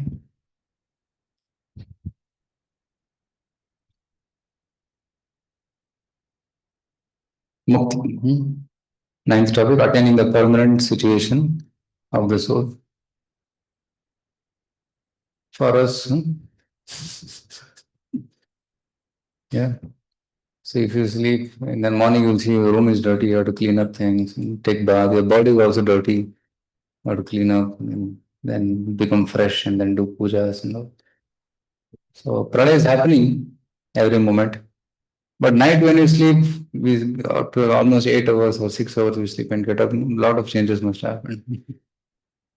In that 6 hours. Mukti.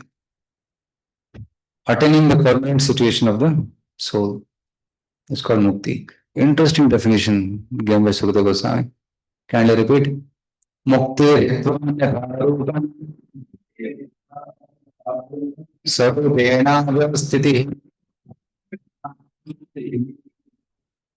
Mukti means anyatha rupam hitva, giving up other material designations.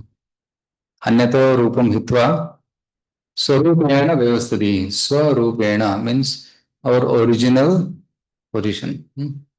Being giving up our false identities and situating ourselves in our original identity or position is called as mukti.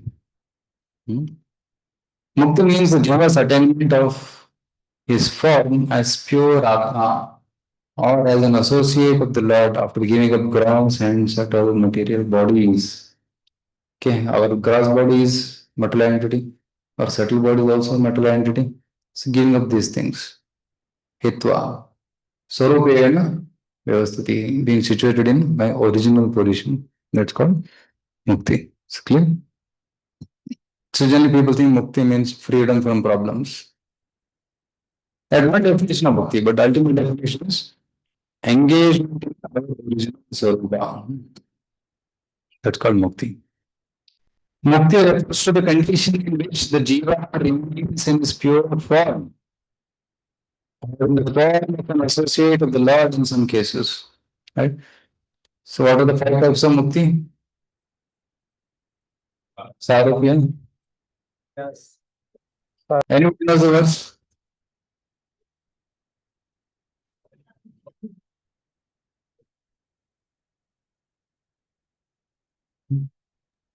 Salokya, Sarshti, Samipya, Sarupya, Aikottam, Apyuta, Diyamanam, Agrananti, Vinamotsevanam Jana. comes in third canto.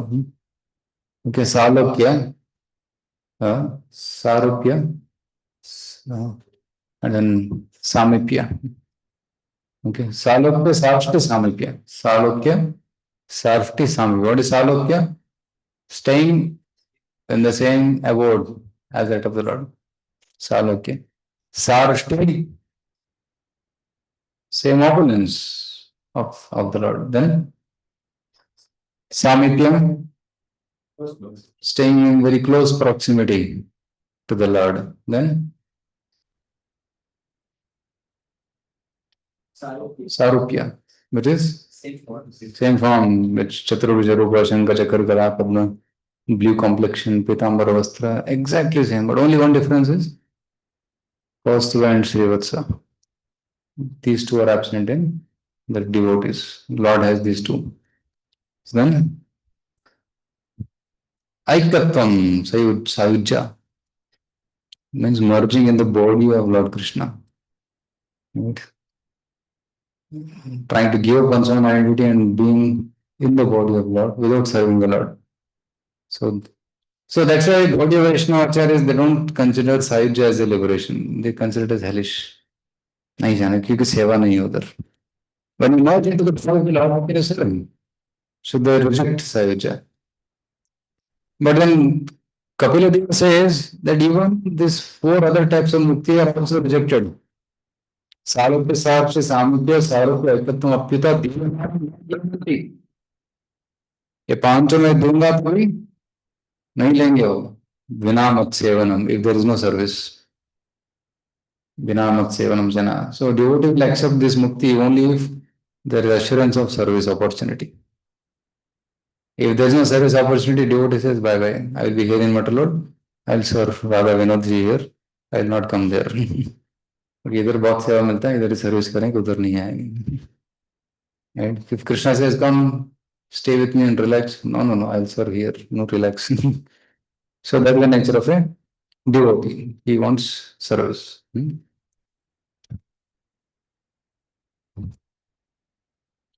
Thus, the nine books related to Jiva, starting with his attainment of material body, have been described. Right? Sarga, Visarga, all these have been described. Moksha is being described now. Okay, moksha for the Jiva is being described. Liberation of the conditioned souls engaged by the gross and subtle cravings of the body and mind. That's called mukti.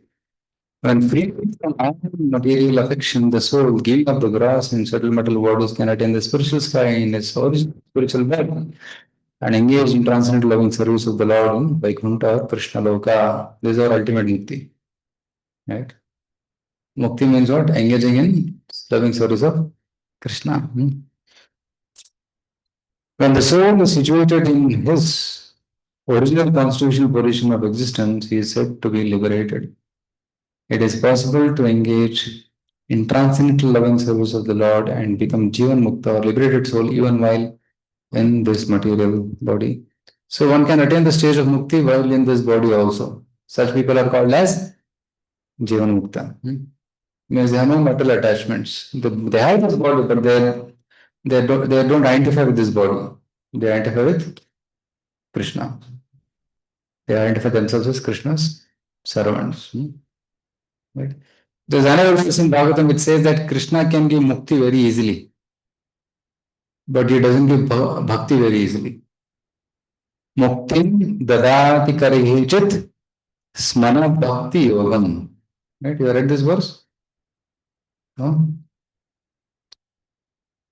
And Krishna says that he gives very easily mukti, but not bhakti. So 5, 6, 18. Ramchandra Bhagavatam. Actually, this Sukadeva Goswami is telling to Parikshit Maharaj. Because he is telling him, Nabi was so fortunate, he got Rishabdeva's son. 5, 6, 18. Right? Because Sukadeva Maharaj went on telling, see, Nabi is so fortunate, he got Rishabdeva's son. Bhagwan स्वयं खुद बच्चे बन के आए. And Parikshit Maharaj is feeling, we are not so fortunate. भगवान हमारे यदुकुल में नहीं है. No, no, in Kuruvamsha he didn't come, he came in Yaduvamsha. Yaduvamsha is so fortunate. He was thinking, no, your Vamsha is also fortunate. Rajan Pati Gurulalam Bhavatam Yaduna. See, for you and Yadus, he was so close to both of you. Daivam Priya Kulapati Kvachakinkaro अस्त्वेव मंग भगवान भजतां मुकुंदो मुक्तिं ददाति करेचित् स्मन भक्ति योगम. Can somebody read this translation? Mike भी है उधर. बटन नहीं, ठीक है, जोर से बोलिए. Shukla ji, also may continue. Oh, not coming here. Oh, I thought PowerPoints here हो रहे हैं, ठीक है. Yeah. There you go, sorry, continue. My dear king, the supreme person, Buddha, is actually the maintainer of all the members of the Pandava and Yogi dynasties. He is your spiritual master, worshipable deity, friend, and the protector of your families. To say nothing of this, he sometimes served your family as a messenger of service. This means he worked just as ordinary servants. Those engaged in getting the Lord's favor attain liberation from the Lord very easily, but he does not very easily give the opportunity to render direct service. He may give mukti, but he doesn't give direct service to him. But for you, he's giving direct service. For your ancestors, Parikshita, he gave direct service. While instructing Maharaj Parikshit, Shukadeva thought it wise to encourage king because the king might be thinking of the glorious position of royal dynasties. Especially glorious is the dynasty of Priyavrata in which Supreme Lord Rishabdeva incarnated. Similarly, in the family of Uttanapad Maharaj, the father of Dhruva Maharaj, is also glorious due to Prithu Maharaj appearing there. The dynasty of Maharaj Raghu is glorified because Ramachandra appeared in that family. As far as Yadu and Kuru dynasties are concerned, they existed simultaneously, but of the two, Yadu dynasty was not glorious due to the appearance of Lord Krishna. Maharaj Parikshit might have been thinking that the Kuru dynasty was not as fortunate as the others because the Supreme Lord did not appear in that family. Therefore, Parikshit Maharaj was encouraged by Sukadeva Maharaj in this particular verse. The Kuru dynasty may be considered more glorious due to the presence of devotees like five Pandavas who rendered unalloyed devotion service. Although Lord Krishna did not appear in the Kuru dynasty, he was so obligated to the Pandavas' devotion service that he acted as a maintainer of the family and spiritual master of the Pandavas. Although he took birth in the Yadu dynasty, Lord Krishna was more affectionate to the Pandavas. By his actions, Lord Krishna proved that he was more inclined to the Kuru dynasty than the Yadu dynasty. See? Although in Yadu dynasty he was born, but he spent more time with Pandavas. Anyway, Lord Krishna, indebted to the Pandavas' devotion service, sometimes acted as a messenger and he guided them through many dangerous situations. Therefore, Maharaj Parikshit should not have been saddened because Lord Krishna did not appear in his family. The personality of God is always inclined towards his pure devotees, and by his action, it is clear that liberation is not very important for a devotee, for the devotees. Lord Krishna gives one liberation, but he does not so easily give one the facility to become a devotee. Muktim dadati karechit mana bhakti yoga. Directly or indirectly, it is proved that bhakti yoga is the basis for the supreme personal relationship with the Supreme Lord. It is far superior to liberation. For a pure devotee of the Lord, mukti is automatically attained. And mukti mukulitanjali samay pratiksha. There's one verse which says, and mukti is holding palms and waiting for devotee. तो देखो ना मेरे साथ पास ना, मैं इधर खड़ा हूँ, कितना टाइम से वेट कर रहा हूँ, take me, devotee says, I'm busy serving Krishna, don't disturb me. धर्म अर्थ काम गते है समय प्रतीक्षा धर्म अर्थ काम दे रहा हूँ तो वेटिंग थोड़ा मेरे तरफ देखो devotee is not interested. Right, there's a verse written by Acharya. So for devotees mukti is not so important, so bhakti is important. So the last topic is Ashraya Tattva, the supreme shelter of all. So kind of recite. Just check, just check. यतो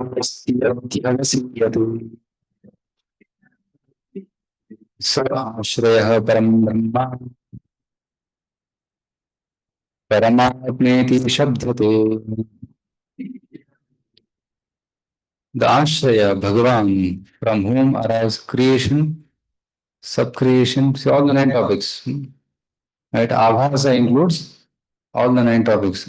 Abhasa and Nirodha. Abhasa up to Nirodha, all topics are included. Creation, sub-creation, protection, mercy, karma, means uti, dharma of the kings, manvantara, then appearance of avatar, Ishanagata, destruction, Nirodha, and liberation.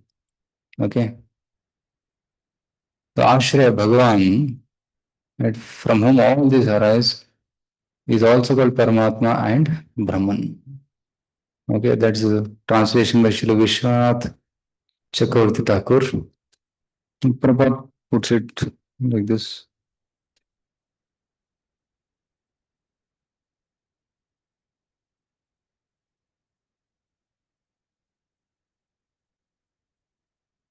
The Supreme Brahman was advocated as the Supreme Soul, as the Supreme Source of the cosmic manifestation, as well as its reservoir and winding up. Thus, he is the Supreme Brahman, the Absolute. He is the source of everything of this universe and also its winding up. Thus, he was Supreme Fountain of the Absolute Truth. So, this verse 7, 8, and 9 talk about Ashraya Tattva. So Krishna is the fountainhead and the source of everything. So that's why we described that having described the nature of the nine topics, by indicating the subject, the Supreme Lord is described as the one shelter of these. Sabhi ke ashray kan Krishna. That by which creation, Abhasam, Visarga, Sthiti, Poshana, Uti, Mananta, Ishanagata, and destruction, Nirodha, and Mukti are accomplished. Right? The Cha implies Mukti. Nirodha, Abhasha, Nirodha, Cha. Cha means Mukti are accomplished is called Ashraya. Bhagavan or Narayan. Since he looks upon the creation, maintenance, and destruction. Okay, so he is Narayan. According to the method of worship, he is described in different ways. Thus, he is called Param Brahma. That's why Ashraya Param Brahma, also called as Paramatma. So it's called as Param Brahma by Jnanis and as Paramatma by Yogis. Okay. So ultimate shelter is Krishna. For everything, ultimate shelter is Krishna only. So either as Brahman or Paramatma or one teacher. So the next verse talks about Lord Krishna being the Ashraya for Paramatma. This verse talks about Paramatma being the Ashraya of everything. Now next verse talk about Lord Krishna being the Ashraya for Paramatma also. Right? So we'll read that section and then we'll end.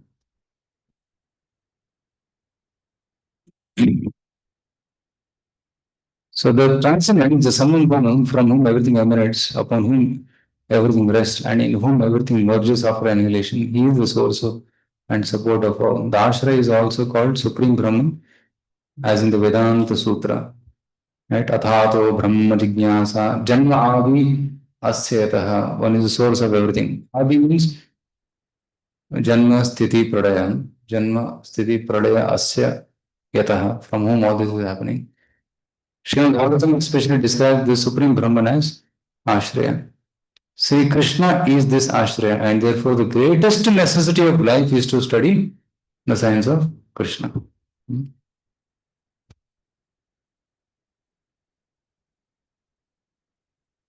So that is Krishna one is to study.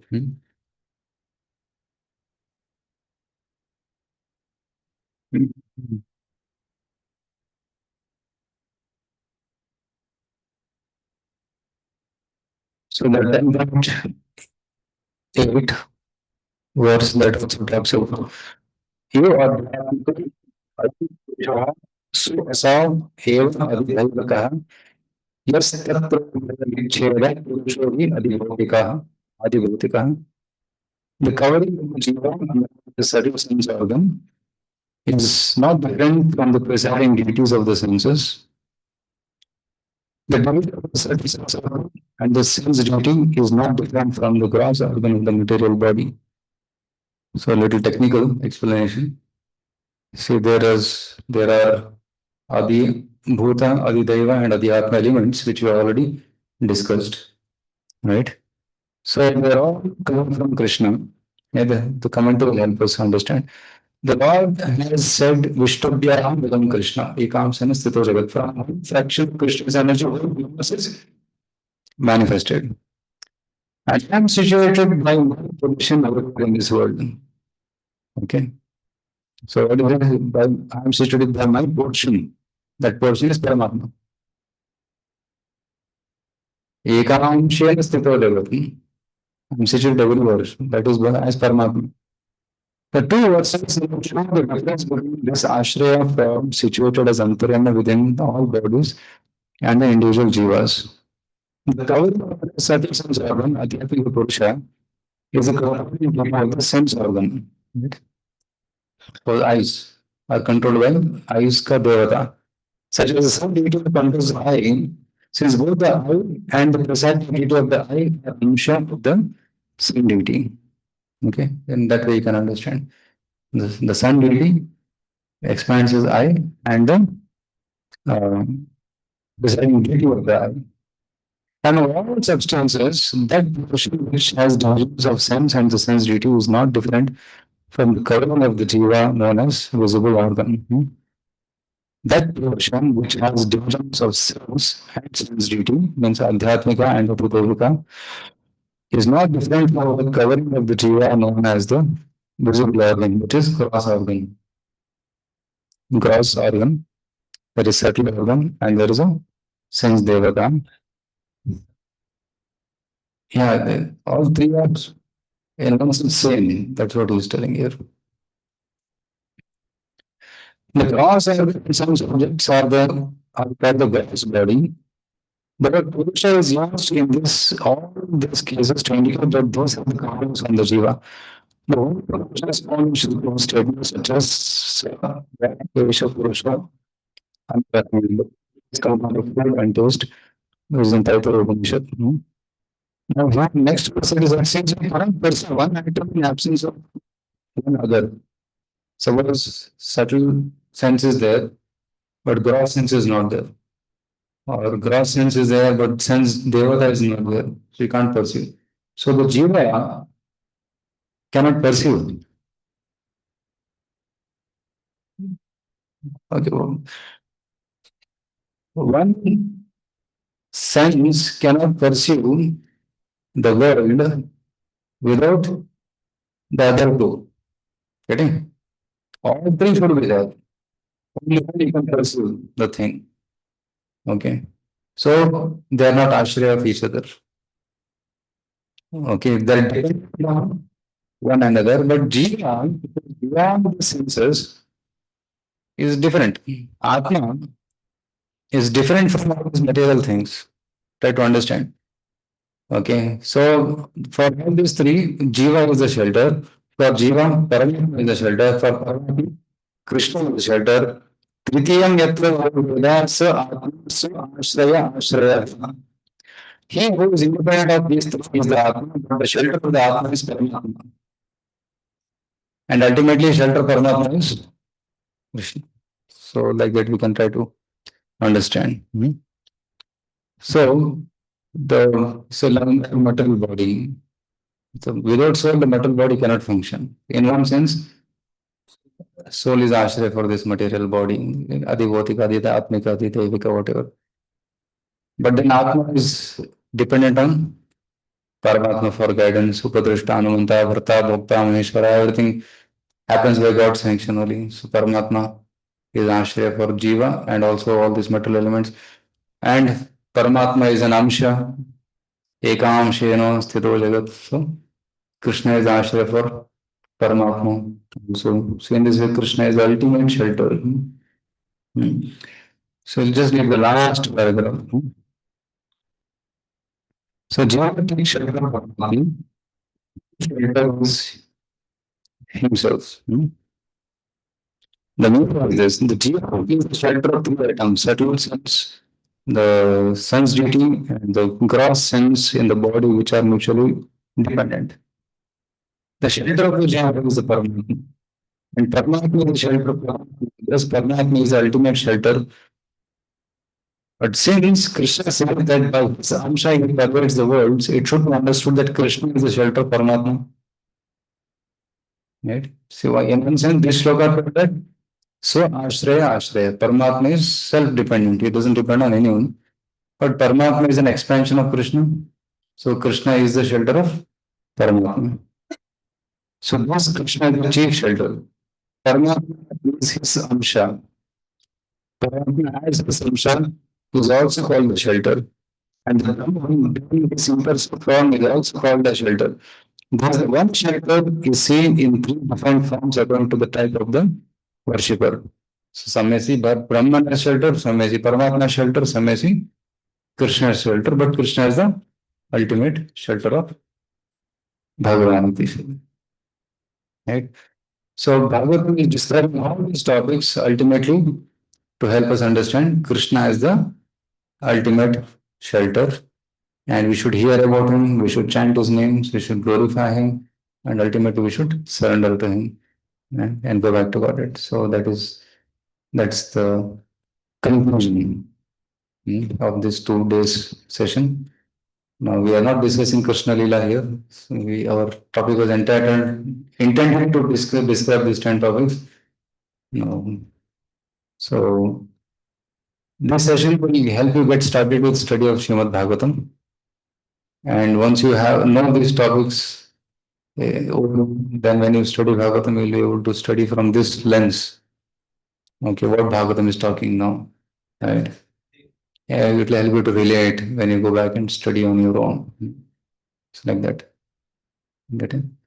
So, and there are other several topics which we have planned in the future. Many will come. Many other topics like 4 shlokas, Chatushloki Bhagavatam, which comes in the 9th chapter, just before this Aptarasarga Visargascha. Chatushloki was there. So that was another topic which we intend to talk about. And we also intend to, through this Bhagavata Vidyalaya, we want to do Srila Prabhupada Bhagavad Vidyalaya. We also want to do some books like Madhuri Kadamini, right, Harinam Chintamani, Bhaktivinoda Thakur's books. And so even we want to also launch some Sanskrit, basic Sanskrit courses, which our Kaustubha Prabhu will take. Basics, Sanskrit for Bhagavad Gita study. So like that. Which will help us to get some deep insights into Bhagavad Gita. Otherwise, people skip the shlokas, skip the translation, just jump into the पूरी गीता पढ़ लिया क्या पढ़ा translation पढ़ लिया पूरी purport बहुत लंबा होता है परपट छोटा छोटा पढ़ लेते हैं लंबा परपट नहीं पढ़ता है so but people don't get twist so if you can get into the slokas also then some deeper insights you may get while reading Bhagavad Gita like that so then that course is you joined yeah so and those who are interested can join so we'll have many varieties of courses coming up Karanamurthy is planning to do Panchatantra course on Chaitanya Prasad is planning Panchatantra course for children and for parents. So different varieties of courses will be launched for different sets of audience. Those are more intellectual, philosophical. This kind of courses are good for those who want to learn Sanskrit. Those who want to learn some stories. So they will have different set of courses. But there is also a request from 3 devotees approached me saying, Prabhuji, what about Shloka by Shloka study of Bhagavatam, which is nothing but Bhakti Vaibhava course? I said if there's good amount of devotees who can attend offline, then we can think of doing Bhakti Vaibhava offline course as well. So maybe at least if some 20 devotees are there, then we can think of starting. So how many have written Bhakti Shastri here? Completed Bhakti Shastri. 1, 2, 3, 4, 5, 6. Doing. Okay, 6. Okay. You're doing now. Doing Prabhu. Okay. Online also some devotees are doing. So for those who have completed Bhakti Shastri, then Bhakti Vaibhav can be launched. And in person, we can have. So some devotees are telling also, puri online mat karo, offline karo, hum aayenge offline karo. So because online Bhakti Vaibhav is too long, it takes too much time, and so we can think of offline and hybrid model, or only offline model. So, okay, those who are interested, you can talk to me, and then we'll think of launching it in the future. Okay, Hare Krishna. And if you also have some thoughts of what some interesting topics you wish to learn, then we'll try to have that also. Like some sessions we are trying to call guest speakers, like for fifth canto cosmology, we'll book Pavaneshwar Prabhu. And for other specific sections, we'll call some guest speakers and we'll have courses for them by them. Hare Krishna. And some devotees want to be part of this Bhagavata Vidyalaya as admin, like our Gajan Prabhu is helping a lot with printout and registrations and messaging and other things. So we'll require admin team also to maintain such things. Somebody is interested, you can play that role as well. We'll have assessments, look, I made a quiz. We'll send the quiz. Those who answer those quizzes will be giving certificates. So next weekend. Okay. Yes, bro. We have quiz. I'll send in the WhatsApp. The Google form is there. You answer by maybe today, and then we'll get the scores and we'll give the certificates.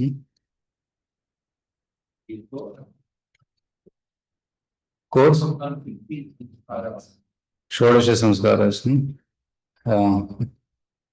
Yeah, that can be part of. We'll think of that. We have noted down. Samskar is also part of that. But we'll have to call some experts in that field who know the. In Pune, we have some devotees, Krishna Kishore and all, they know this 10 samskaras. So for families, it will be very helpful to know this Dashavada. Prabhupada said 10 are okay, 10 Dashavada samskaras.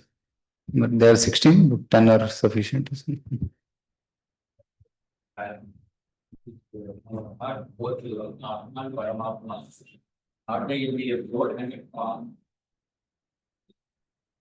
No. Paramatma is in 400 form. Atma is normal. No, 200. Not 400.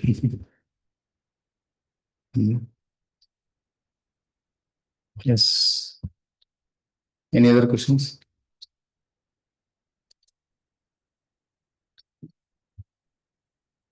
Hare Krishna. Srila Prabhupada ji. Atma is also because air flows. Air. Air flows. That's prana. Prana is Vayu. No. Prana is no form. Prana is all over the body, is rotating. There are 10 different types of pranas. Prana, Apana, Udana, Samana, Vyana, and the other 5, other Karka, Dhananjaya, and others. Prana, yeah. Vishnu Chakra told us Sutra Tattva, which keeps the body active. Prana gaya, the body is dead. It keeps the material body active. But soul is independent of prana. Prana is just circulating in the gross body, material body. Pranamaya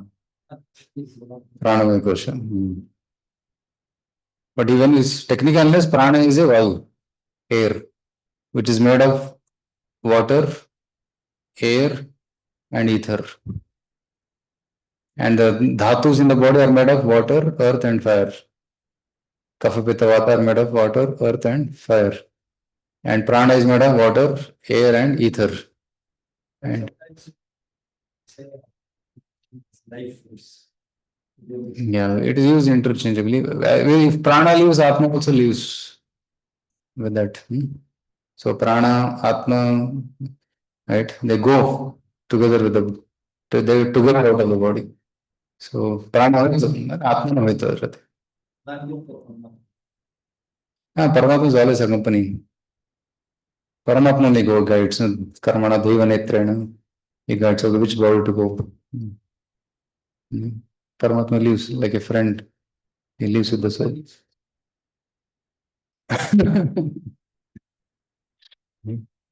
Paramatma decides where the Atma should go.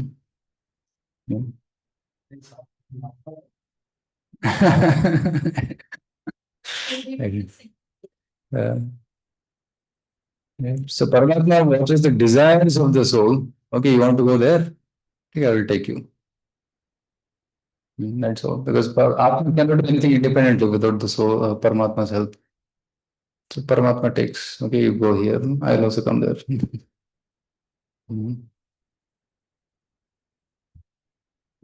So we have ended the program. If somebody wishes to continue, you can continue. And we'll continue. If anybody has questions, you can ask. Yeah.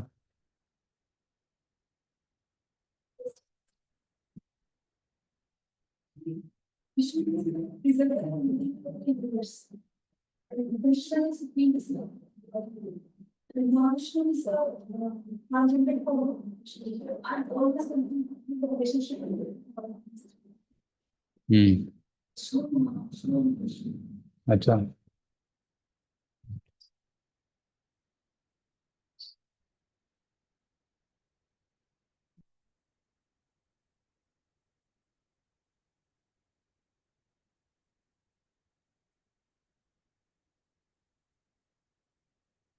I hope it's taken Prasad, no?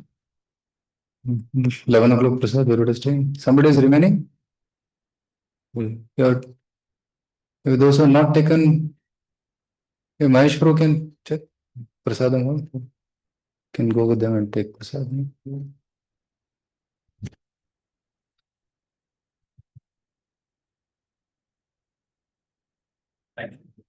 Hare Krishna.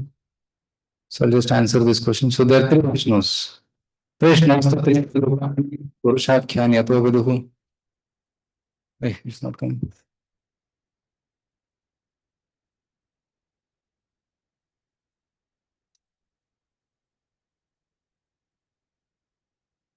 See, Krishna is the source of Mahavishnu. Krishna is the source of Garbhodaksha Vishnu. Krishna is the source of Shivadaksha Vishnu also. So Krishna expands as Mahavishnu. And from Mahavishnu, all the universes come. Okay. Mahata Srishti, one who created Mahatattva, is Mahavishnu. By his glance, he activates the whole universe and all Brahmandas manifest into different globes. That's Mahavishnu. Then second one is Garbhodakshaya Vishnu. So within every Brahmanda, he expands and lies down on Garbhodaka ocean. You're seeing in that every Brahmanda, one Vishnu is there. That's Garbhodakshaya Vishnu. And from Garbhodakshaya Vishnu's navel comes Brahmaji. See, navel is sprouting the lotus and then Brahmaji is on the top of the lotus. And third Vishnu is Kshiradaksha Vishnu, who is there as Paramatma in everybody's heart. It's clear? So आपके हृदय में कौन है? क्षीरोदक्षय विष्णु परमात्मा. ब्रह्मा जी किससे पैदा हुए? गर्भोदक्षय विष्णु. और महाविष्णु पूरे जगत के पहले सृष्टिकर्ता. विष्णुस्तु त्रीणि रूपाणि पुरुषाख्यानि यतो विदुः. तीन प्रकार के विष्णु हैं. एकम तो महत सृष्टि, पहले विष्णु से कौन सृष्टि होता है? जगत सृष्टि होता है, महत सृष्टि. द्वितीय अंड संस्थितम, दूसरे विष्णु ब्रह्मांड के अंदर संस्थित होते हैं. तृतीय सर्वभूतस्थम, तीसरे विष्णु सारे जीवों के हृदय में. तानि ज्ञात्वा विमुच्यते. One who understands these three Vishnus, he gets liberated. Many people think that there is only one Vishnu. There are three Vishnus. ठीक है? What is the beauty of Garbhodakasha Vishnu? Yeah, like see here, okay, next look, next slide I didn't show.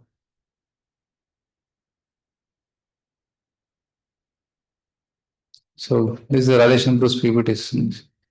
So गर्भवती विष्णु के ऊपर ब्रह्मा जी और 14 planetary systems, सब भगवान गर्भोदक्ष विष्णु ही supervise करते सबको. So गर्भोदक्ष Vishnu is like the soul of the universe,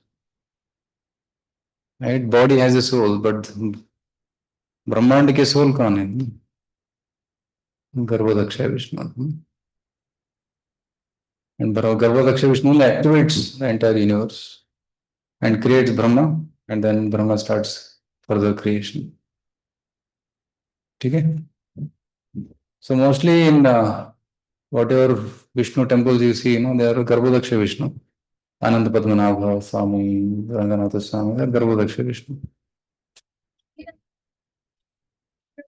See, Brahma is quoting from navel, then is Garbhodaksha Vishnu.